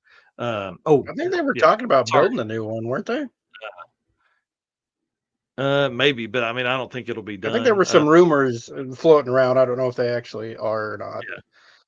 Goldstone, Tom Bailey, Steve Morris. I don't know. I haven't seen Steve's car go that close yet. And then Finnegan with the new car. I don't think is it going to Yeah, be that at 6 Lexus. week would be the question mark for I don't somebody to know. answer. I'll message Mike after this and see kind of what the plan is for that. But big shout out to Goldstone. I can't pat them on the back enough. Those guys went out, kicked ass. They basically had to rewire half the front of the engine on Friday morning after their first pass. It wouldn't do a burnout, so they backed it out of the lanes and went over. Basically, rewired. They had a crank sensor that was bad, but they basically had to rewire the front end to figure out that that's what it was. Oh wow. It was intense, and they needed a good pass to keep their second place overall. So these guys, I mean, to take a completely unproven car and go, what was their average for the week? 660. So Six. Yeah. Yeah, 660. So 627 is his best ET, is a PB by more than a tenth. And then he's been 235, I think, or 230s in the javelin. I can't remember the mile an hour. I can't remember how much more the mile an hour is for him, but I mean, in the first event, and he was all down himself trying, oh man, it's that car's way faster, all that kind of stuff. I'm like, bro, you got 670 miles on it. Like, Right. get over Right. yourself. This car's going to be bad to the bone. I really feel like it's a front runner. And Brian hates to be second. Hates it Mhm. with deep passion. Yeah, but I mean, Um, he has, what'd you say, 11, or what do you say, 11 guitars? I mean, that's 11 insane. guitars. Like, that is nuts. Yeah, and you only get that by finishing top 3 in drag week, sick week, or sick summer. Yeah. So Yeah. pretty freaking cool. This card is going to be. I can't wait. I can't wait. And To see. I'm sure he's gonna, do some more testing obviously before the end of the year. I don't know if there's Yeah. any more events. He's probably not gonna do any more events this year. I don't think so with this car. As far as events wise, now Brian Robbins was saying at the end of the video, if you guys watch it today, but Brian said that there's a test session at Dragway 42 this weekend with some of the IHRA guys, and they're thinking about maybe he was going to try and talk Bryant into taking the car in, and the car finished under its own power. So I would imagine they'll probably do that. So I don't know if you have this answer, but with him finishing second, where does that rank him in the world champion points? It's going to be real close. It's going to be real close because that car is so fast. So I haven't finished that yet. I'm trying to get all of that done. That's another thing on the list for tomorrow. So I've got Steve Eden video. I've got the points. It's number 2. And because I want to deep dive on that on Saturday because we still have like 4 week-long drag and drive events left in the year. So there's, I mean, still opportunity for somebody to come in and take the win. Hmm. But it should be really, really close because he's at 93 points right now, but one of those events will fall off. And so if he ends up at like 37 points, I mean, it's going to be really close because he will have 74 or 6 from his 2 events before. And so if he ends up at 36 points with this one, man, it's going to be close. Yeah. So currently, just to answer that question for everybody else, Randy Seward is currently leading the overall Drag and Drive World Champion point series. So it'd be so freaking badass if an 850 car won that. Yeah. All right. So as we wind down here, just a couple other people to shout out. Glenn Sheely, bro, NA small block, runs 830s all week with Ed Enzer as your co-pilot. Get out of here. Are you Right. kidding me? Oh man, dude, that thing was beautiful. Oh yeah, no trailer. Quickest car with no trailer. Yeah. Just bad to the bone. NA small block. And he 830s also all went week. out there and put it on the bumper day 1. No. Day 0. Was it day Yeah. 1? Day 1. Yeah. Yeah. Have He you was the watched first one to put it on the bumper. Yeah. Have you watched the 1320 video with him in it? No. Where I they're haven't. like, hey, you just put that on the trailer hitch, and he was like, what? And he like jumps down and he looks. He's like, there's rubber on the bottom of the trailer hitch. It's pretty cool. Oh yeah, they were Yeah. talking about that in the media room. Yeah. Yep. Yeah, pretty cool, man. Yeah, mega wheelie for sure. And that Dude, car yeah. was built by It was Larry crazy. Larson. Went out Yes. and just bad to the bone. I don't know if he drove it in or not. He didn't act like he did. I would think they I think probably they just trailered it. Yeah, I think they trailered it in, but yeah, they drove it all week with 0 trailer. Yeah, I couldn't believe it. Drove Gorgeous. on the radials that they raced on, man. It's always super cool to see that. Yeah. And then another big shout out to Jason Tabscott, Jason and Amanda Tabscott coming out. Dude, 850s in this car. Come on. 2 years in the making. Completely new power plant, completely new engine architecture, everything that they, it's Gen 1 small block stuff, but it's like SB2, like NASCAR shit. One of the most outlandish builds that's out there. And big shout out to them for going 850s in this car. That's something that they've wanted to do for a very, very long time, and they got it done. And actually, hang on, I want to make sure They broke their record for NA small block, Yes. right? And then Yep. Sheely came in and absolutely annihilated it with Yeah, his I once he got almost his felt foot on bad. the ground. Yeah. Dude. Yeah. Yeah, Jason Tapscott goes 854, 861, 860, 860 with a 9, and 861. It was pretty wild, dude. And you got to think, like, for a long, long time, Tapscott's been the man. He's been Yeah, he's held that the record NA for guy a long time. out on top. So, super cool to see them back. I mean, dude, we've missed them. That NA small block stuff, tons of RPM, high RPM Mhm. burnouts, man. It really makes for fun stuff. And you see wheelies, this like Oh yeah. from Sheely doing the wheelies, and then Tapscott hung the wheels out at 60 or 100 feet just about every time he launched that car. It was badass to watch.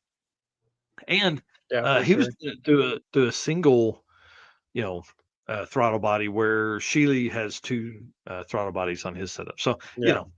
tons of different ways to make power, but they were definitely leaning on it to get there. Oh, definitely. For sure. And then the last bit here, Phil Gullidge, big shout out to him. This guy, like we talked earlier, this was his third or fourth event, and he had never made it to the route. Like, not one time before this had made it to the route. Well, he finished the week this week. They had to rebuild the transmission. I had to put in an all new gear set, got a Linko style setup in it. All new build there. Then they caught it on fire. Had to rewire half the stuff inside the cab.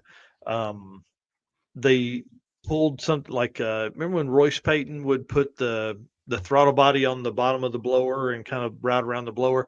They were doing I've that. got a Took the picture of belt that. off. Dang it. I wish I'd have sent it. Well, I mean, I'm sure you probably, yeah.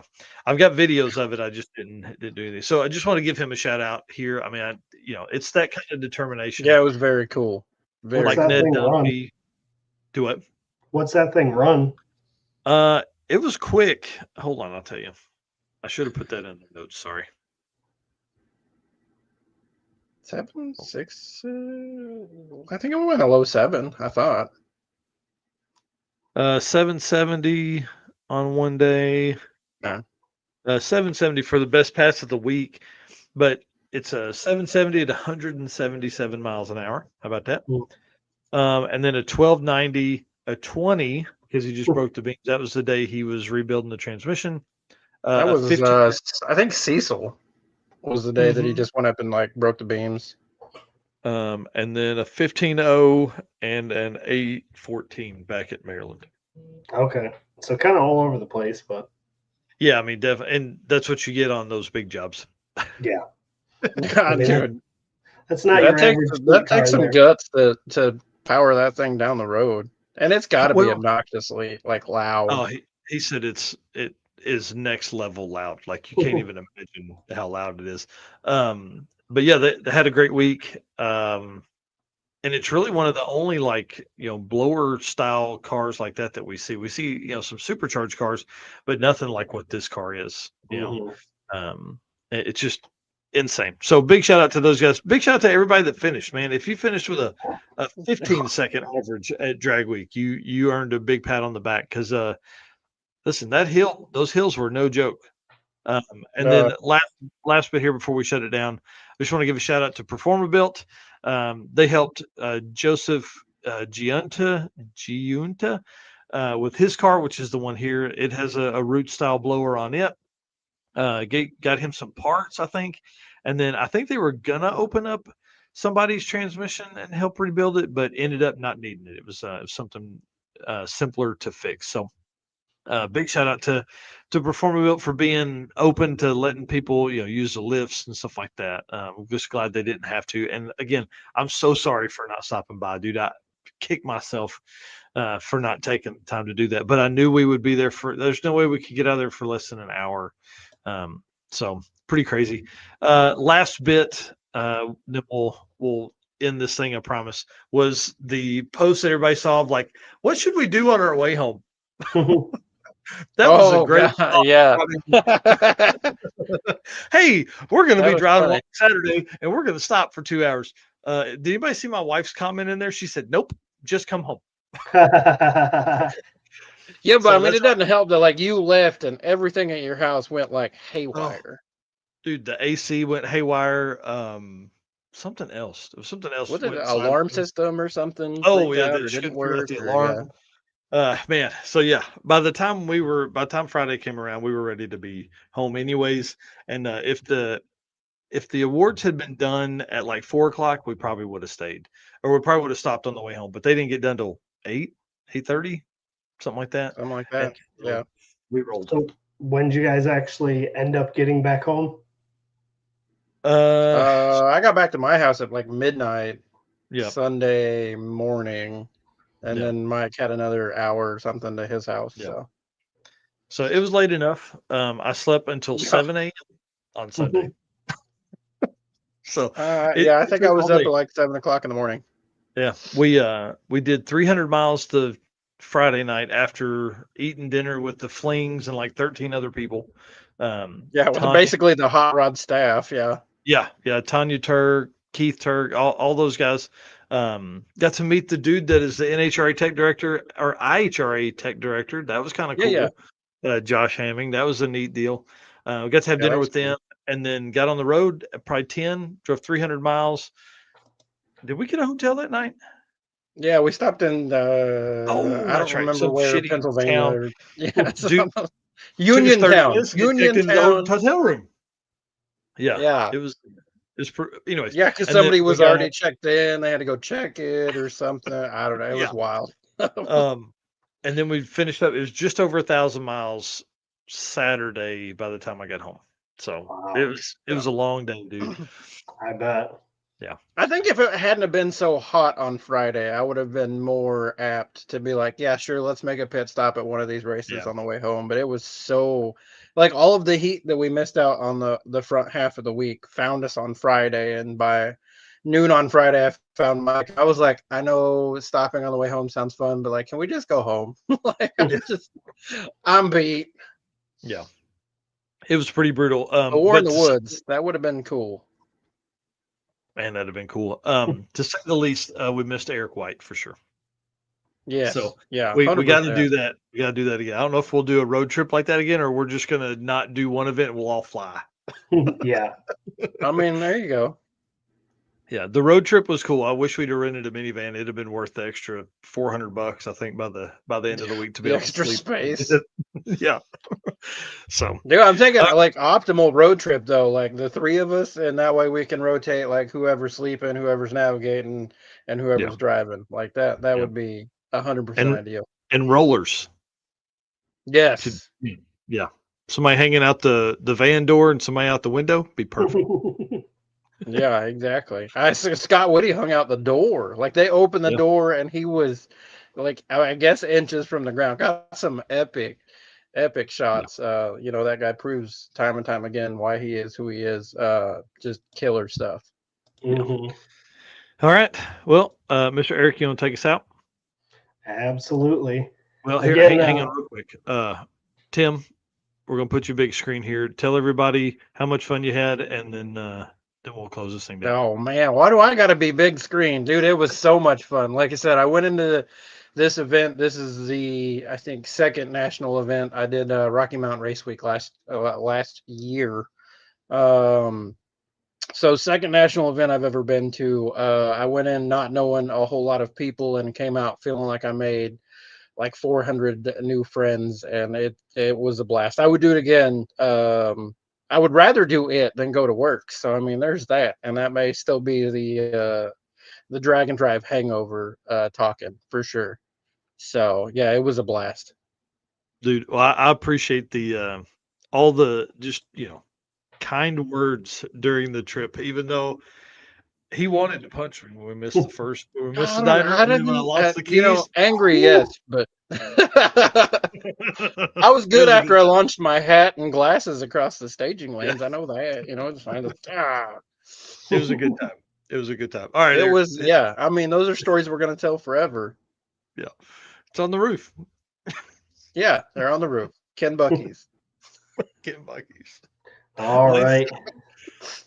Well, appreciate everybody chiming in, kind of reminiscing on your guys' week and watching the show. Again, you guys support us. We wouldn't be doing this if you guys weren't watching or racing. Obviously, that's where we get our content from. So you guys are our race car friends, and thank you for being those race car friends and also our sponsors. We wouldn't have been able to travel to all the events this year and still what we've got up to come, with PRI and everything. So if you guys are buying parts, please check out the companies that are on the screen right now and see if they have what you need.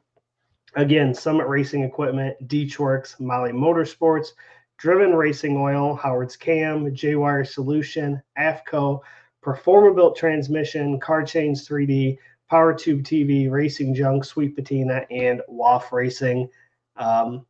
Saturday morning, right? Yeah, dude. All right. We will see everybody then. Later. Have